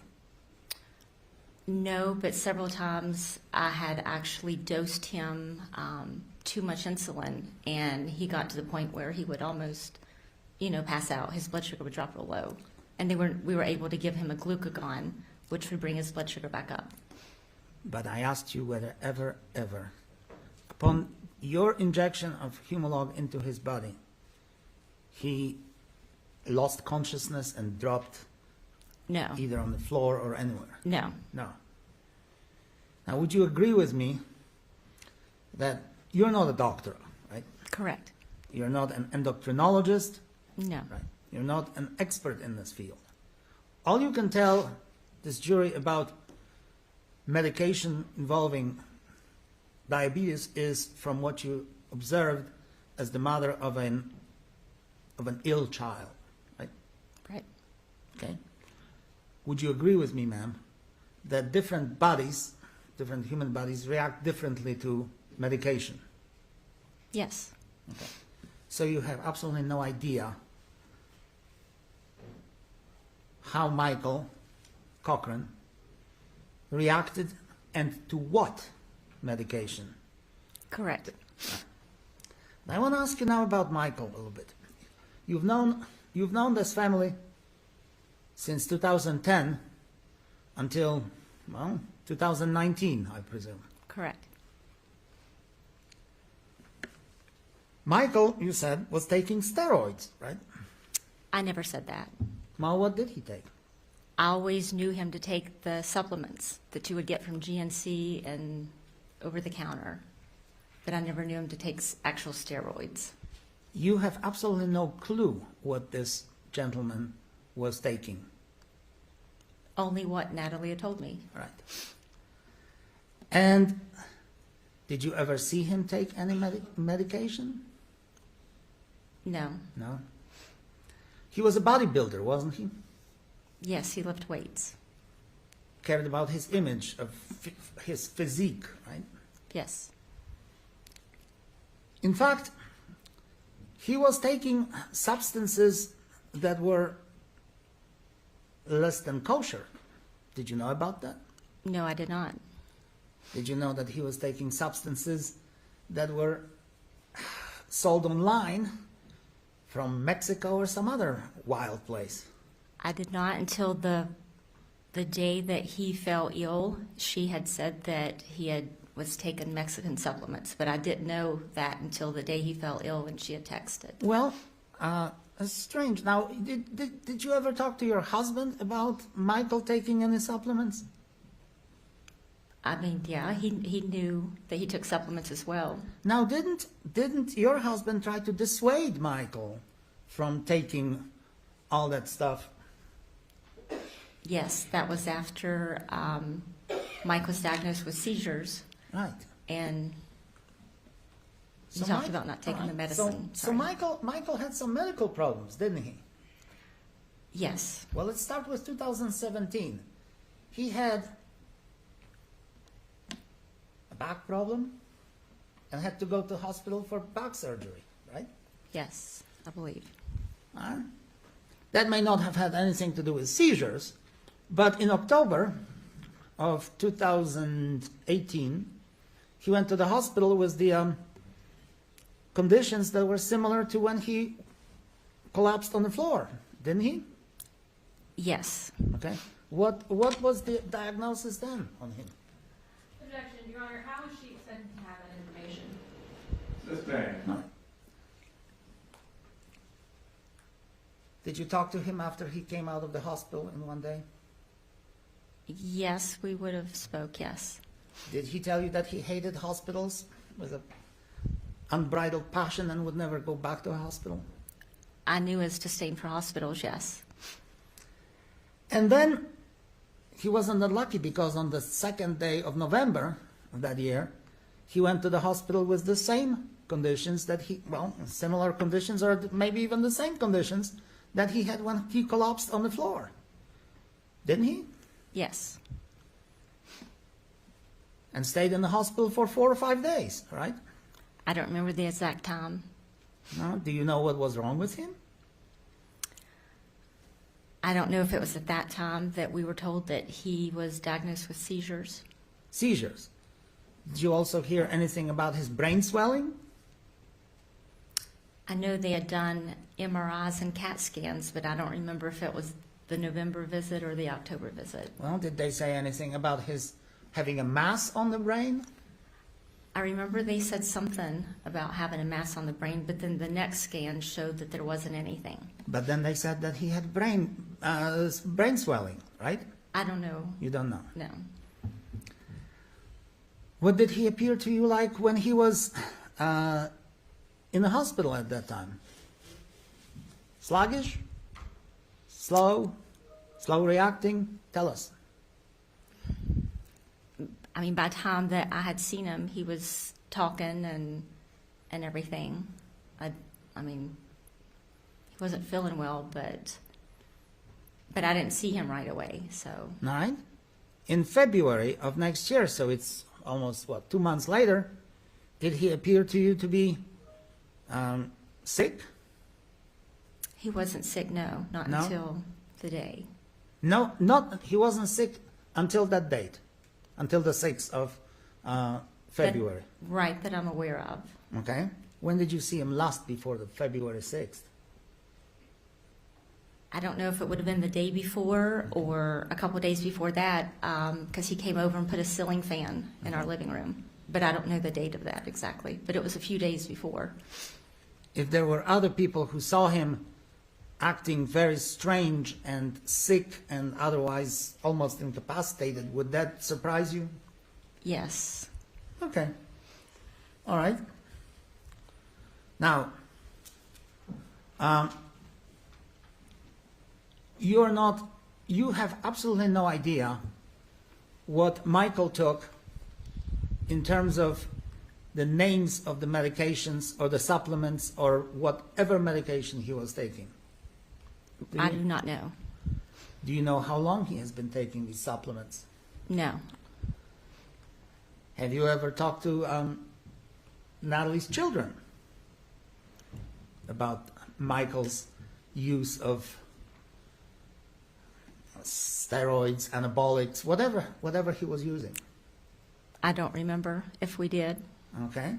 Well, they were there all day in their home. They would know, wouldn't they? They would know. I wasn't there, though, so Okay. that wasn't anything I discussed with them. Okay. Did you ever ask Michael what he was taking? No. Well, did you know that he was eating these medications by a plateful? No, I did not. Did you know that he was using insulin regularly, on a regular basis? No, I did not.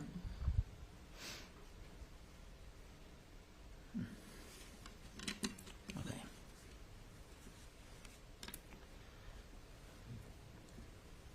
How many times did Natalie Cochran pick up this Humalog for your son prior to February 4th?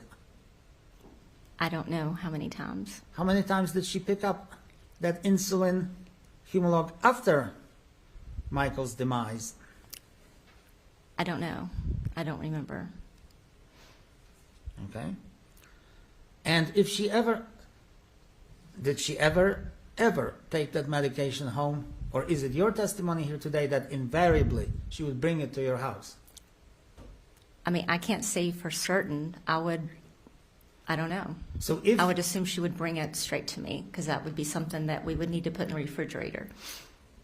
So the insulin that was found in her refrigerator, that would be abnormal, wouldn't it? She shouldn't have any of, I know my son's insulin, because he needed that. Right, but if law enforcement officers found a Humalog vial in her refrigerator, what would that tell you? I don't know. Right. So is it possible, Ms. Davis, that as you sit here today, you don't know how many times Natalie Cochran took that medication, that insulin, to her place, where she stored it, what she did with it? I don't know. Okay. All right. Now, also, I want to ask you this.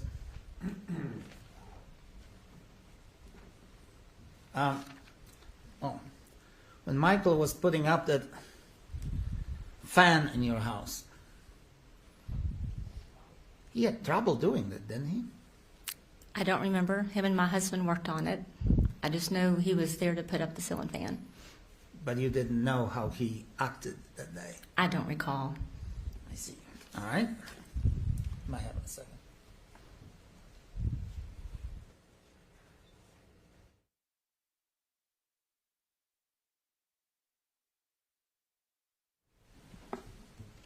There was a time when your son used the pump, the insulin pump, right? Correct. Okay. Then why would you need the regular Humalog if you had a pump? Because that's what you use to fill the pump.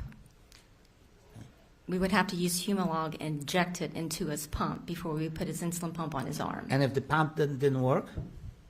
If the pump didn't work, then we would refill a new one Okay. and put it back on him. So is that your testimony that you always had either the pump or the insulin? Yes, he cannot live without either. Okay. All right.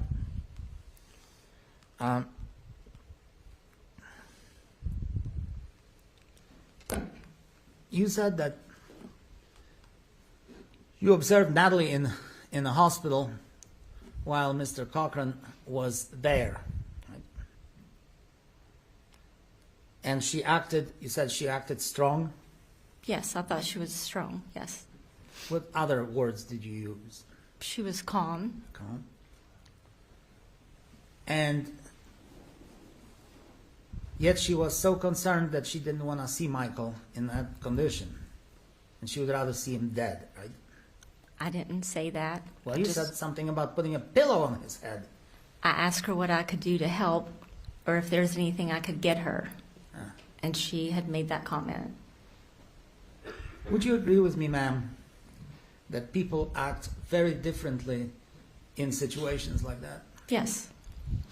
And people are distraught by the very fact that their loved one may be on a threshold of death, and they say things and do things that they would not normally not say or do.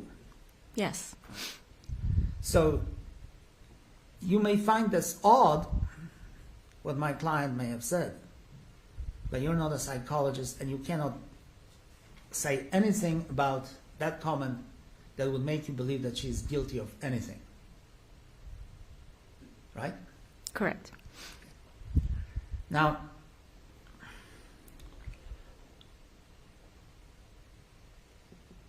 when were you informed of Mr.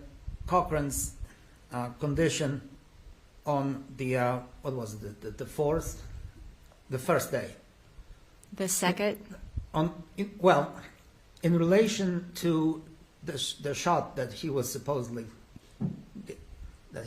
got from, well, I guess you would claim Natalie. I'm sorry, what is your question? Well, there is, we're looking at a shot that was apparently administered to Mr. Cochran. Is that what you're saying? I didn't say that. I'm not sure of your question. So you don't even know whether his condition was caused by any shot of insulin? No, we don't know what his condition was caused by. Okay. Well, Natalie texted you and told you that she was sick that day. Correct. Now, you've known her for a long time, and you knew that she had several medical conditions. Yes, right? She had found out she had cancer, and it was stage 3, I believe. And she was being treated for it, or at least being diagnosed with it, or required a second opinion during that time, right? Yes. And she also had a heart problem that required all kinds of attention, medical attention. Yes. Correct? Now, well, since you know so much about insulin, what else can insulin be used for in a household? In my life, it's only been used for diabetes. I don't know what else you would use it for. Bringing the sugar up or down? It Perhaps? brings your blood sugar down. All right. So if Natalie Cochran had a problem with her sugar, not necessarily diabetes, would you find it really strange that she had diabetes in her, and that she had insulin in her home? No. No.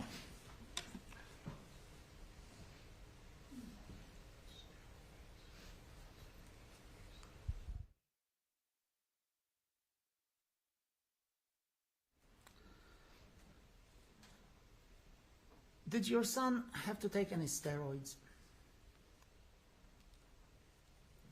Was he given any steroids as part of his treatment of For diabetes, no. Now, do you have any medical knowledge to assess the effect of any steroids on the sugar? Or No, would you not? I don't have any knowledge, Okay. no. All right. Natalie told you that day that she was taking steroids, right? Yes. Do you have any reason to doubt that? No. And that the steroids caused her sugar to rise. She told you that, right? Yes, she told me that. And so when she used some insulin, or whether she had insulin at home, for that particular purpose, you wouldn't find it, you wouldn't find it strange that she did. No. Okay. Now,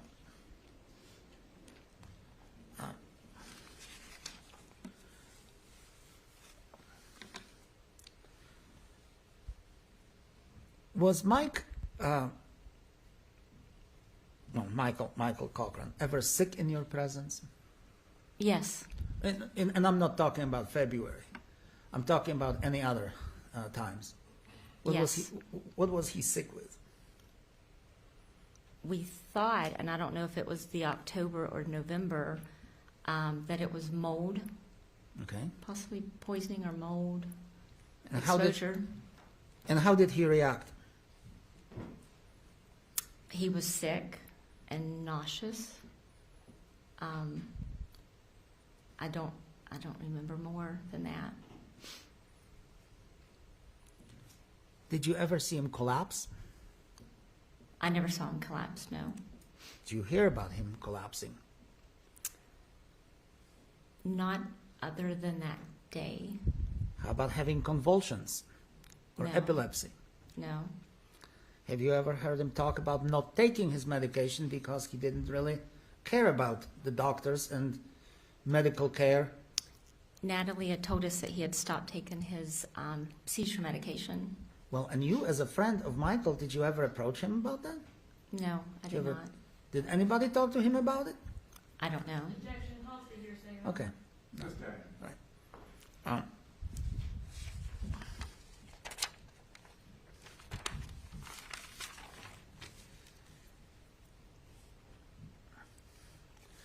What is your profession, ma'am?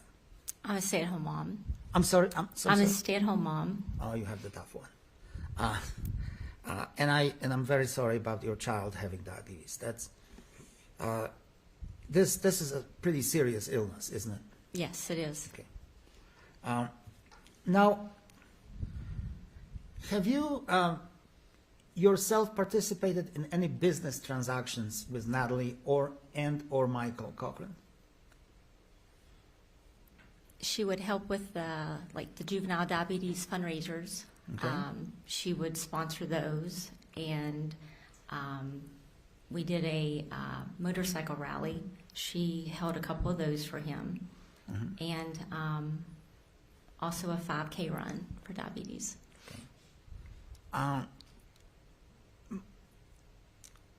Did Michael live in luxury? I mean, just normal as anyone else would, Beautiful. in my opinion. Beautiful house? Yes, they had a beautiful house. They had more than one house, right?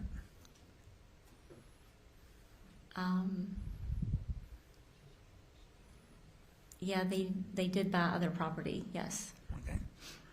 How about, well, we men call it toys. Motorcycles? Yes. How many did he have? I know of one. I don't know if he had multiple. I mean, I do know of the one because he rode it in the motorcycle rally. He has a pretty nice car, too. Yes. What was it? He had a truck, a pickup truck. Didn't he have an antique 65? Very sexy car. An antique. Yes, I don't remember the. You don't remember that? But now it was a Cobra. Yeah. Cobra, all right. Did you go on any vacations with them? Yes, we did. Who paid the bill? Well, we would pay for our half, and they would pay for their half. And Did Michael ever treat? yes, we would treat their meals, and they would treat our meals. Would you agree with me that he was at his absolute happiest when he had the money? I mean, I don't know. Was he acting I don't know very if he happy? was at his happiest during that time. Okay. Would you agree with me that he was a dominant character in the marriage to Natalie? Yeah, as my husband is as well with me.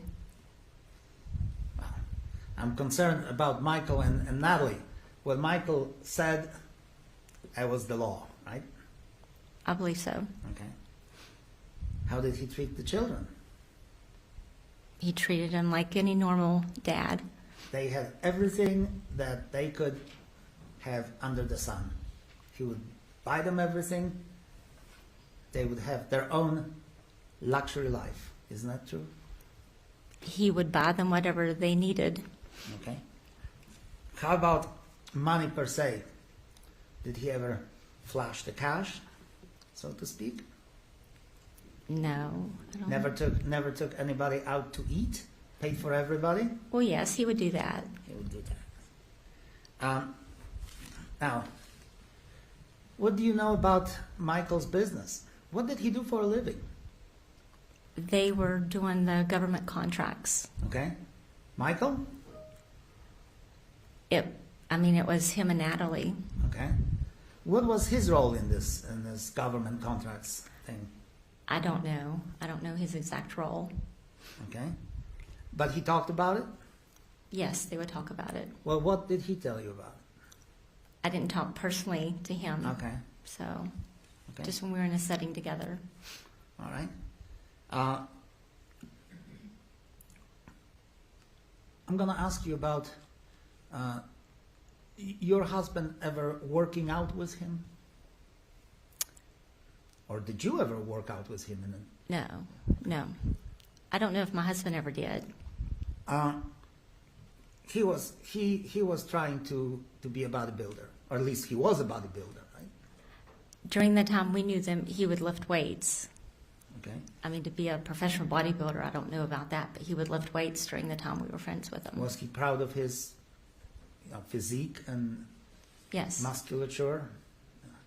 He liked to be seen as fit and nimble and whatever else, right? Yes. Okay. Did he spend a lot of time in the gym? Did you know? I don't know. Okay. Where was their business, by the way? The contract business. Where was their office? They had a building on Eisenhower Drive. Okay.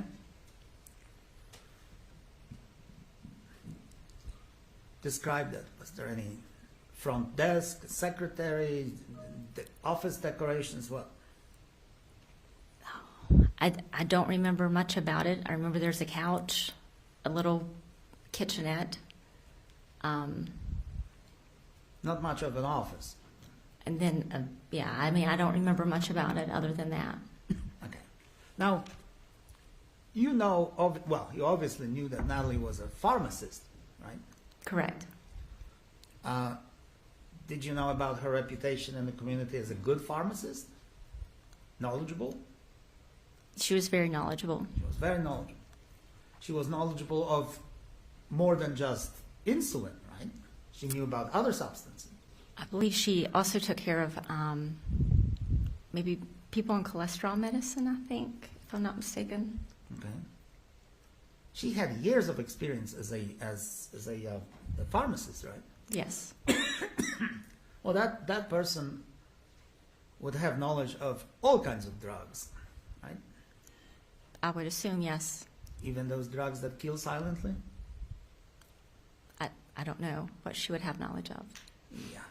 I want to ask you this.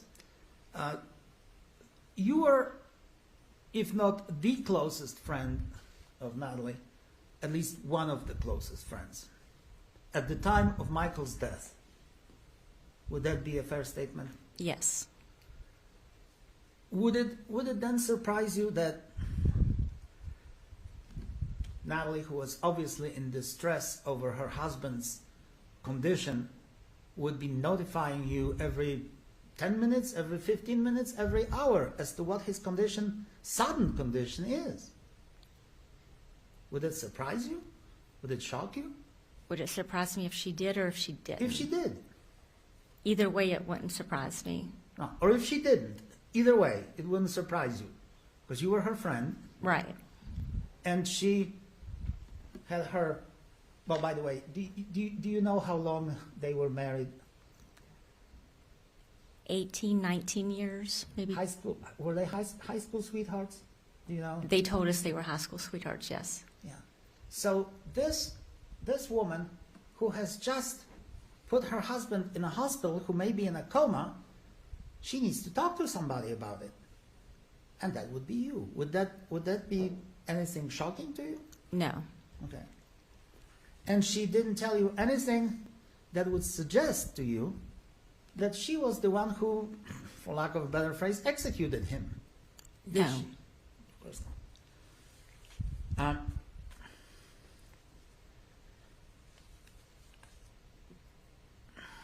If I may have a second. All right.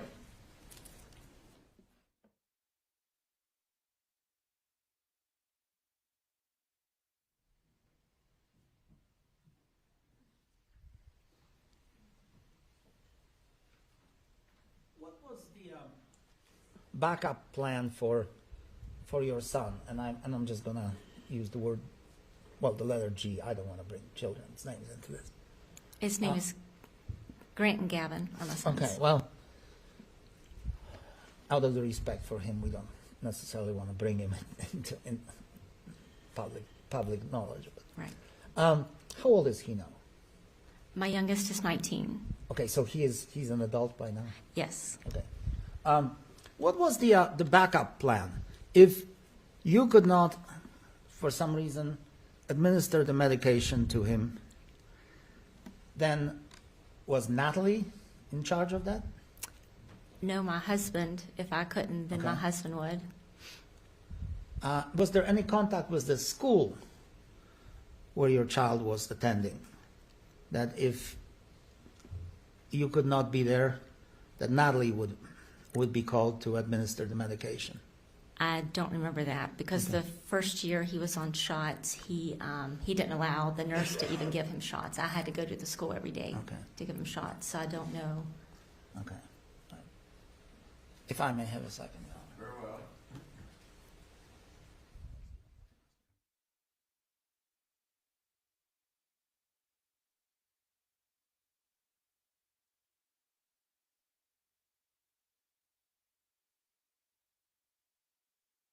That's all the questions I have. Thank you, Your Honor. All right. Will you redirect the lengthy, Ms. Acord? No, Your Honor, it won't. You may proceed. Thank you.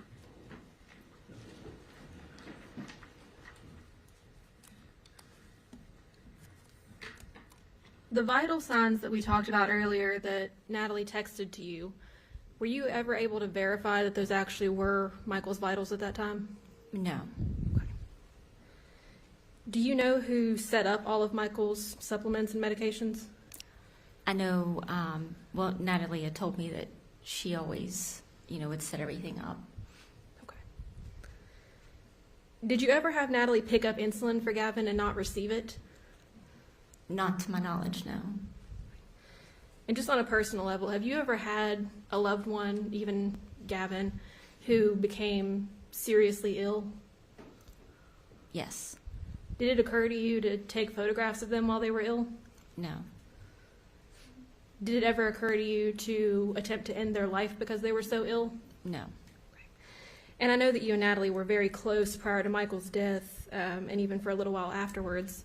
Was she always honest with you during that time? Judge, I'm going to object as the comment on the defendant's character. I think I must sustain that objection. I have no further questions, Your Honor. All right. Anything further, Mr. Victor? The prosecuting attorney right now asked you whether she, that is my client, Natalie Cochran, was setting up the medication for her husband, and you said yes? I don't remember if they were pill boxes or what, but his normal, daily medicine, whether it was vitamins or whatever, she would always put together for him. And you know that for a fact? That's what she told me, so. And she would, so you presumed, I guess, that she would put up all the supplements from Mexico and from some other God only knows what place on his plate? Is that what you assumed? Just whatever she told me. Okay. All right.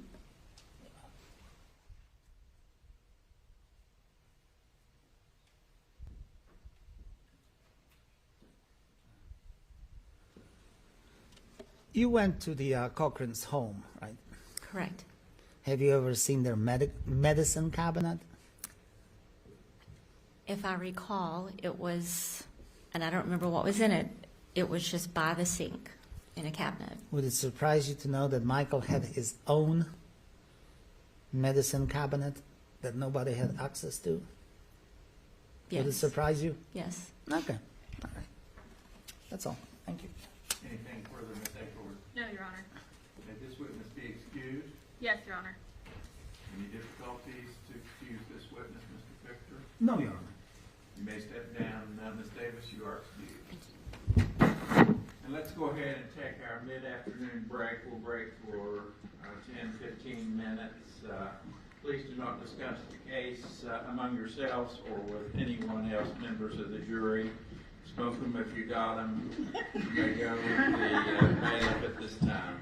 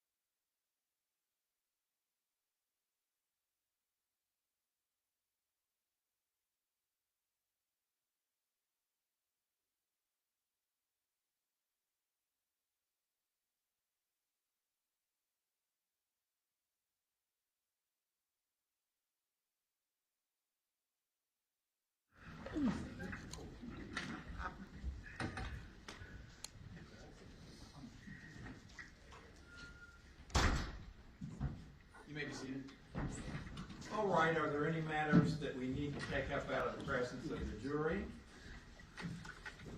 Your Honor, while Ms. Davis was on the stand, I neglected to move to enter State's Exhibit 2 into evidence. All right, any objection, Mr. Rich? No, Your Honor, and I neglected to admit 7 and 8, so I'm gonna do it now.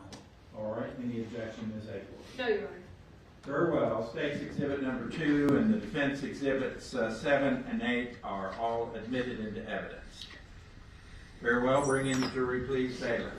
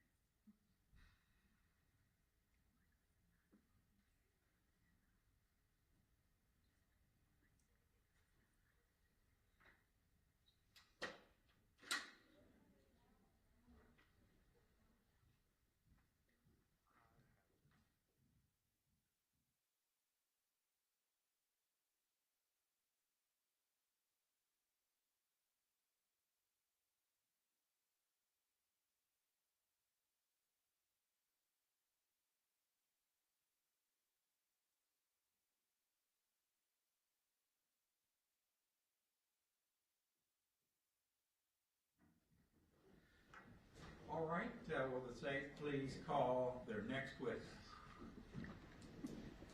Your Honor, the State calls Trooper John Hamilton to the stand. Very well.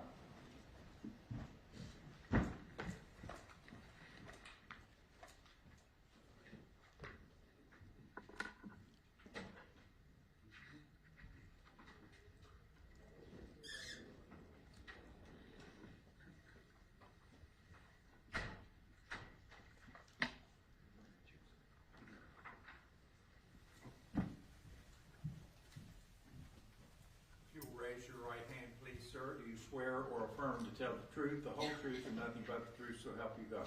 Yes, sir. You may have a seat right there. All right, Ms. Acorn. Could you please state your name for the record? John Hamilton, And how are you employed? West Virginia State Police.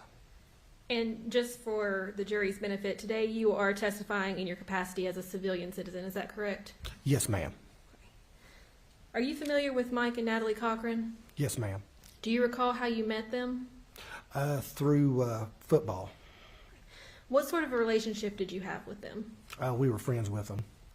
Were you relatively close friends? At the time, I thought we were.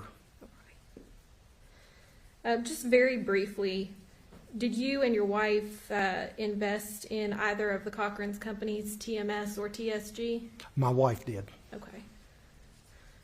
Do you recall what the outcome of that was? As far as gaining money, losing money, is that what you're talking about, ma'am? Yes, sir. We lost money in it, ma'am. Okay. Does the date of February 6th, 2019 stand out to you for any reason? Yes, ma'am. And why does that stand out in your mind? It's the day that I was summoned to their house by Natalie. She told me that Mike was sick and that he had a seizure, and if I could come help her get him on the couch. And did you go to their house at that point? Yes, ma'am. Do you recall about what time during the day it was that she informed you that Michael was sick? It was in the early morning hours, ma'am, maybe 10, 11, something like that. And about how long did it take you from the time that you found out Michael was ill to get to their house? Roughly 20 minutes. What happened once you arrived at the house? Once I arrived at the house, ma'am, Jonathan and Jason already had Mike up on the couch. They were still there. Natalie was there. I asked her how she wanted to get Mike to the hospital, if she wanted us to drive him, if she wanted to call an ambulance, or how she wanted to get him there. And she told me that she would let him sleep it off because he'd had a seizure. And just to back up a little bit before we go on, who are Jonathan and Jason? Those were her contractors that worked for her full time. Did you take any action with regard to Michael at that point? No, ma'am. That's whenever I called my wife. I asked her, I said, hey, I said, Natalie doesn't want to take Mike to the hospital. I said, see if you can come down here and get her to take him to the hospital. And what's your wife's name, sir? Stephanie Hamilton. Were you still at the Cochran residence when your wife arrived? Yes. Did you observe her take any action with regard to Michael? Yes, she, I'm not exactly what all she did do, but she also told Natalie that he probably needed to be seen, this and that, and we could get him to the hospital. We could she even mentioned Chris Davis's plane. We could fly him down there, and she just, once again, just told us that he'd had a seizure and she was going to let him sleep it off. And you heard all of that with your own ears? Yes. Okay. And I think you already kind of touched on this a little bit. What did Natalie tell you happened that caused Michael to end up in the state he was in? She said that he was in the kitchen and had had a seizure. Have you ever seen him have an episode like the one that she described? No, ma'am. About how long did you stay at the Cochran residence that day? It was for a couple hours at least, ma'am. And before you left the residence, who was still there? At the time that you went to leave, who was at the Cochran residence? I think it may have just been me and her. Okay. And what led you to make the decision to leave at that point, since Michael had not yet been transported to the hospital? She just said that she was just going to let him sleep it off, and he was just still laying on the couch, ma'am. Okay. Did you ever see Michael alive again after that? No, ma'am. Okay. I have no further questions, Your Honor. All right, cross-examination, Mr. Victor. Just briefly, officer, what is your rank? I'm a corporal. Corporal. You are not in uniform today because you're testifying as a civilian, in a civilian capacity? Yes. You're still on active duty, right? I'm sorry, You're still sir. active as a police Oh, officer. yes, sir. I'm sorry. Yes, sir. All right. Well, let me ask you this. You said on direct that you've never seen Michael in a condition like this, right? Never. I mean, just not in a seizure, sir. Not on a seizure. Yes. But you saw Michael in the hospital on prior occasion. Yes, sir. I you? did. And that would have been in November of the previous year, so that would be 2018, right? Yes, sir. It was November, sir. What was he in the hospital for? As far as I know, sir, he was sick, and they never knew what exactly was wrong with him. Okay. And why were you in the hospital, sir? Why was I there? Yeah. We went down to check on Mike, and actually me and Chris Davis and Jason actually spent the night with him because they said that he was flailing around and this and that, and they were going to have to restrain him. So we said Right. we'd stay there so they wouldn't have to. Okay. So, were you an intimate friend with the Cochrans, or were you just friends through the Davises? How Well, was it? we were friends through football, sir. Okay. Football. Well, what football? Give me some. Like miniature football. Oh, like miniature football. Midget league football, sir. Oh, I see. That's Okay. how we become friends with them, Okay. sir. Okay. So, in November of that year, of 2018, Michael went to the hospital twice, right? That would be Yes. October 31st, he went to the hospital, right? Mhm. You knew about it, right? Yes. What was wrong with him? I'm not sure, sir. Nobody knew, right? Mm-hmm. Did he have a seizure? What did they say, to the best of your recollection? What did they say? What did they say in the hospital? Objection, Your Honor. Calls for hearsay. All right. Sustain. How did he behave? What symptoms did he have when you saw him? Whenever I saw him, sir, he was asleep. Okay. And I'm talking about October of 2018. I don't know if I saw him that day or not, Okay. sir. You saw him, however, in November of 2018 in a hospital. Yes, sir. Which hospital would that be? I think CAMC, sir, or General, Would one of the that- two in Canal City. In Charleston? Yes, sir. And what was his condition? What did he look like? How was he acting? He was asleep whenever I got there, sir. He'd been sedated, I believe. Okay. And the next day, whenever he got up, he was talking and this and that. He slept all day? No, the next day whenever he woke up, sir. Okay, so he woke up the next day? Yes, sir. So he slept just like he slept here in the home of February, in February of 2019, right? But this night he'd been sedated, sir. Okay. Well, you don't, well, that's what they told you, right? Yes. Okay. And when he woke up, he was agitated? Yes, sir, down at the hospital he was. And he had to be held down, right, by you and Chris and somebody That's why we else. went there, sir, so they wouldn't have to restrain him, sir. Yes, sir. And of course, at that time, didn't he tell you that he would never go again to a hospital? Yes, sir, he did. It was a waste of time. Yes. Right. Did you know what kind of medication he was taking at that time? No, sir, I don't. And when he said that he was not going to go back to the hospital, he said to tell everybody that he was not going to be caught in a hospital again, right? I don't remember the exact words, sir. All right. It was not only a waste of time, but also a waste of his money, because that Yes. was expensive, wasn't it? Yes. Okay.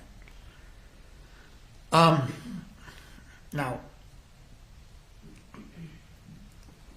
when you went to the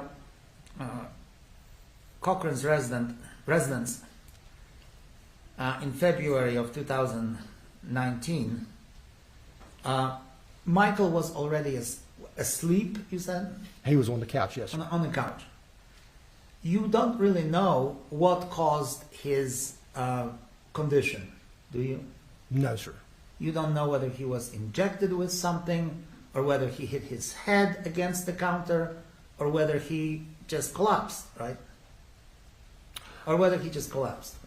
She told me, sir, that he had fallen in the kitchen. Okay. And he had a seizure. Okay. You didn't see his medical records from October or November of 2018, did you? I've never saw his medical records, sir. So you wouldn't know whether his condition in 2018 was the same as in 2019. No, sir. Okay. Now, did you know about all the steroids that he was taking? No, sir. Or any substances that he was taking? No, sir. Was he a bodybuilder? Yes, sir. He stayed very fit. What did he do to stay fit? I mean, was he trying to participate in some bodybuilding competitions? What was he doing? As far as I know, sir, lifting weights. Lifting weights. Was he talking about participating in any kind of, I don't know, Mr. Universe competitions or anything of that kind? Never told me that, sir. Never told me. Now, when your wife arrived at the Cochran's residence, she took all kinds of vitals of Mr. Cochran, didn't she? I can't remember exactly what all she did do, sir. Oh, okay. But you don't know the results or anything? No, sir. Okay. And your wife, I understand, is a paramedic, right? She's a physician assistant, sir. A physician assistant. Yes, sir. So she knows something about medicine. Yes, sir. Did she believe that Mr. Cochran had to go to the hospital? Yes, sir. She also told Natalie to take Mike to the hospital. Okay. Did Natalie mention anything to you about Mr. Cochran not wanting to go to the hospital? Yes, sir. She did. And you heard that before from himself? Yes, sir. You testified on direct that you lost in the business run by Michael and Natalie. How much did you invest with them? Sir, that was my wife. I had nothing to do with that. Okay, so you personally didn't lose any money? No, sir. That was my wife. She was the one that dealt with Natalie on that part. Right. But, well, would you agree with me that the marriage lost the Yes, money? sir. Yeah. You don't know how much, do you? I couldn't give you an exact figure, no, sir. Okay. All right. Did you know Michael before the day he went to the hospital, or he had that seizure, or whatever happened to him in February? Did I know him, sir? Yeah. Yes, sir. Did you see him the week before, or a week before, or 2 weeks before February? I'm sure I probably did, sir, maybe. Did he appear sick to you? I do not remember, sir. Okay. How about November or October, late October of 2018? Did he appear sick to you, or did he appear any maybe lethargic or in any condition that would display some type of illness? I'm not sure, sir. Okay. I'm not going to give you a yes or no on that there because I really don't remember, sir. Okay, all right. Do you know whether Natalie Cochran had any insulin in her house? I'm not sure if Natalie, are you talking about on that day, sir? Yes. I am not sure if she did or not, sir. Okay. And you knew the Davises, right? Yes. Obviously. You knew about the unfortunate fate of their son who had pretty serious diabetes. Yes, sir. He's also has a pump, sir. Yeah, he had a pump, and he was using insulin, right? Yes, sir, through his pump. And the pump and well, insulin itself, right? Yes, sir. Okay. Do you know whether Natalie has ever had any of his insulin? I do not know, sir. Okay.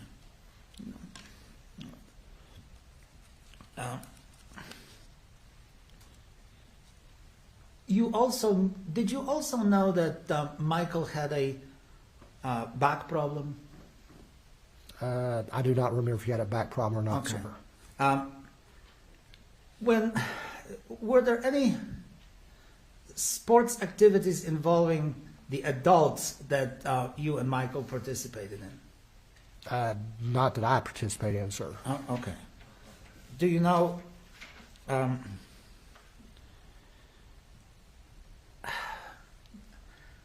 when your wife decided to invest in Michael and Natalie's business, who did she contact?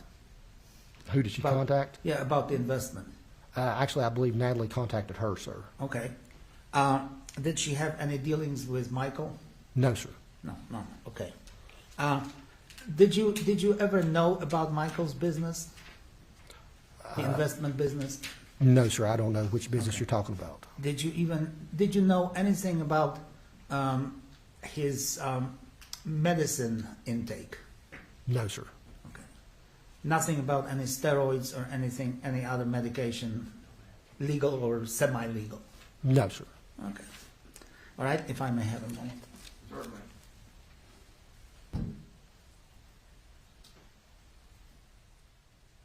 Did you visit Michael in a hospital after his back surgery? Do you recall that? I don't remember him having back surgery, sir. Okay. All right. That's all I have. Thank you. Very well. Redirect Ms. Akers. Just very briefly, Your Honor.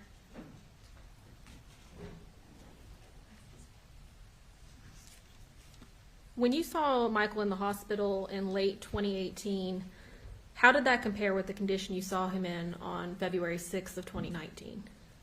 As far as just his condition, ma'am? Yes, the condition that you were able to observe yourself. Well, on that right there, he actually woke up when we saw him back then. And that leads me to my next question. Did Michael wake up at all while you were there on February 6th? I think he woke up one time where my wife was talking to him because I think she said that she was going to take his temperature or something like that, and he opened his eyes and looked at her, and I think she said something like, "Don't hit me, Mike, so I'm going to take your temperature." Okay. And that's the only time you're aware of that he woke up that day? Yes. Okay, thank you. No further questions, Your Honor? Anything further, Mr. Victor? If I understood your testimony correctly, though, when you visited Michael in a hospital in November 2018, you didn't stay overnight with him until he woke up the next day, right? Yes, sir. We stayed the night you with stayed. him. Yes, sir. So it took him a whole day, and took him until the next day to wake up. I think we got there late the evening, sir, All right. maybe 10 o'clock or so, and he maybe woke up the next day, maybe 8, 9, something like that, sir. I couldn't give an exact estimate. And you left the Cochran's home in February of 2019 at what time? I don't remember exactly what time it was, sir. So how many hours did you stay there? Probably 2, 3 maybe, something like So that. of course you stayed longer with Michael in November of 2018 than in February of 2019. Yes, sir. So you have no idea whether he would have woken up after 6 or 7 hours or overnight, or how long it would have taken for him to wake up. It was actually in November that he took 6 or 7 hours to wake up, right? Yes, sir. So there's really no difference between his condition in November and February of next year based on how long he slept, is there? No, sir. All right, that's all. Anything further, Ms. Akron? I just have one more question, Your Honor. Go ahead. Mr. Hamilton, was it your testimony that when you visited Michael in the hospital in late 2018 that he was under sedation? That was my understanding, yes, ma'am. Okay, thank you. No further questions. Anything, Mr. Victor? No, Your Honor, thank That this witness be excused. Yes, Your Honor. Yes, Your Honor. Thank you very much, sir. Thank you. You are Thank you, Your Honor. excused. Call your next witness, Ms. Acorn. Can we approach? Sure. Oh, approach? Sidebar.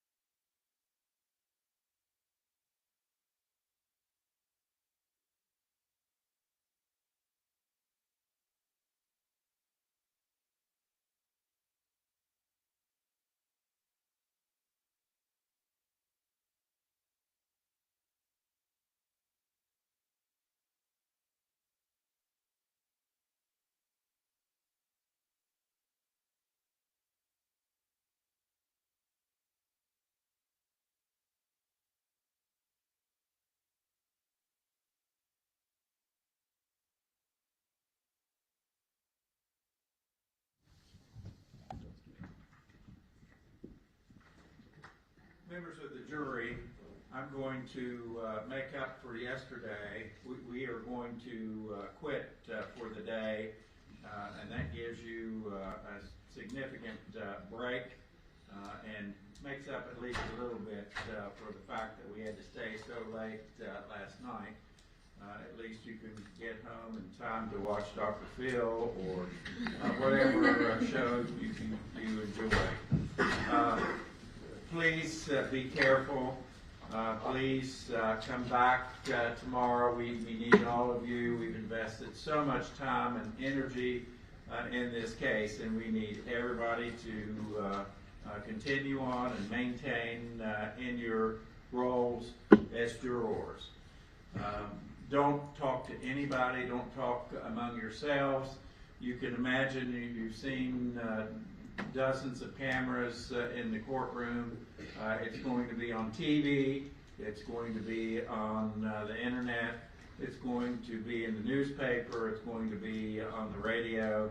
And please refrain from falling into a trap and watching something or hearing something about this case.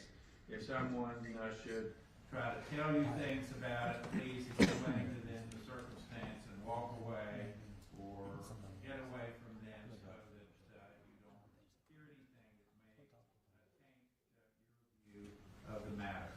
As I told you, you need to keep an open mind and wait till you hear everything. We have just started the case, and we have much more to go, and I want you to hear everything before you make up your mind. So have a good evening, and I'll have 2 boxes of donuts for you in the morning so that everybody can enjoy a donut, and we'll have some fresh coffee for you as well. With that, you can go with the bailiff to your jury room and depart for the evening. We'll start at 9 a.m.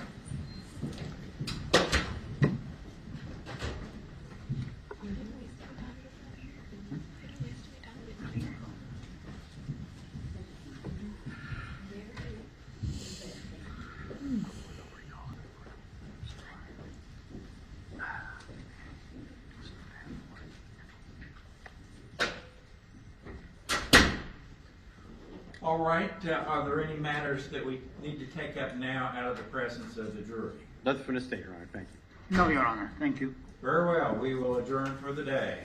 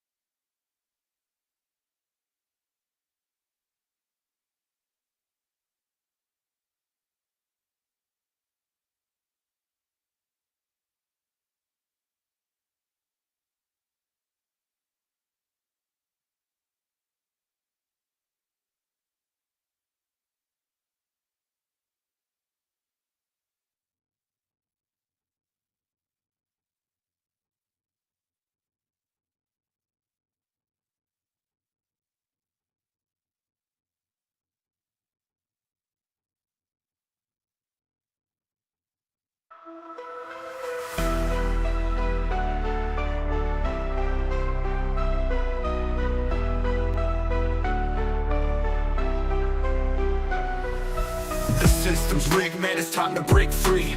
Eyes wide open, gotta see what I see. Standing on the front lines, fighting for the truth. Lift the veil of lies, it's time to be the proof. Take a stand, don't you back down. Raise your voice, let's shake the town. We're the voices that won't be ignored. Breaking chains, yeah, we're ready for war. With the power of the people, we'll make them see a world of justice, united and free. United and free. United and free. Marching with a purpose, we're taking it higher. Fighting through the struggle, igniting the fire. No more silence, we'll make the noise loud. Together in this battle, standing strong and proud. Injustice fades when courage aligns. Rise up together, break the confines. We're the voices that won't be ignored. Breaking chains, yeah, we're ready for war. With the power of the people, we'll make them see a world of justice, united and free. United and free. United and free. So rise up now, it's our time to shine. Together we'll write a new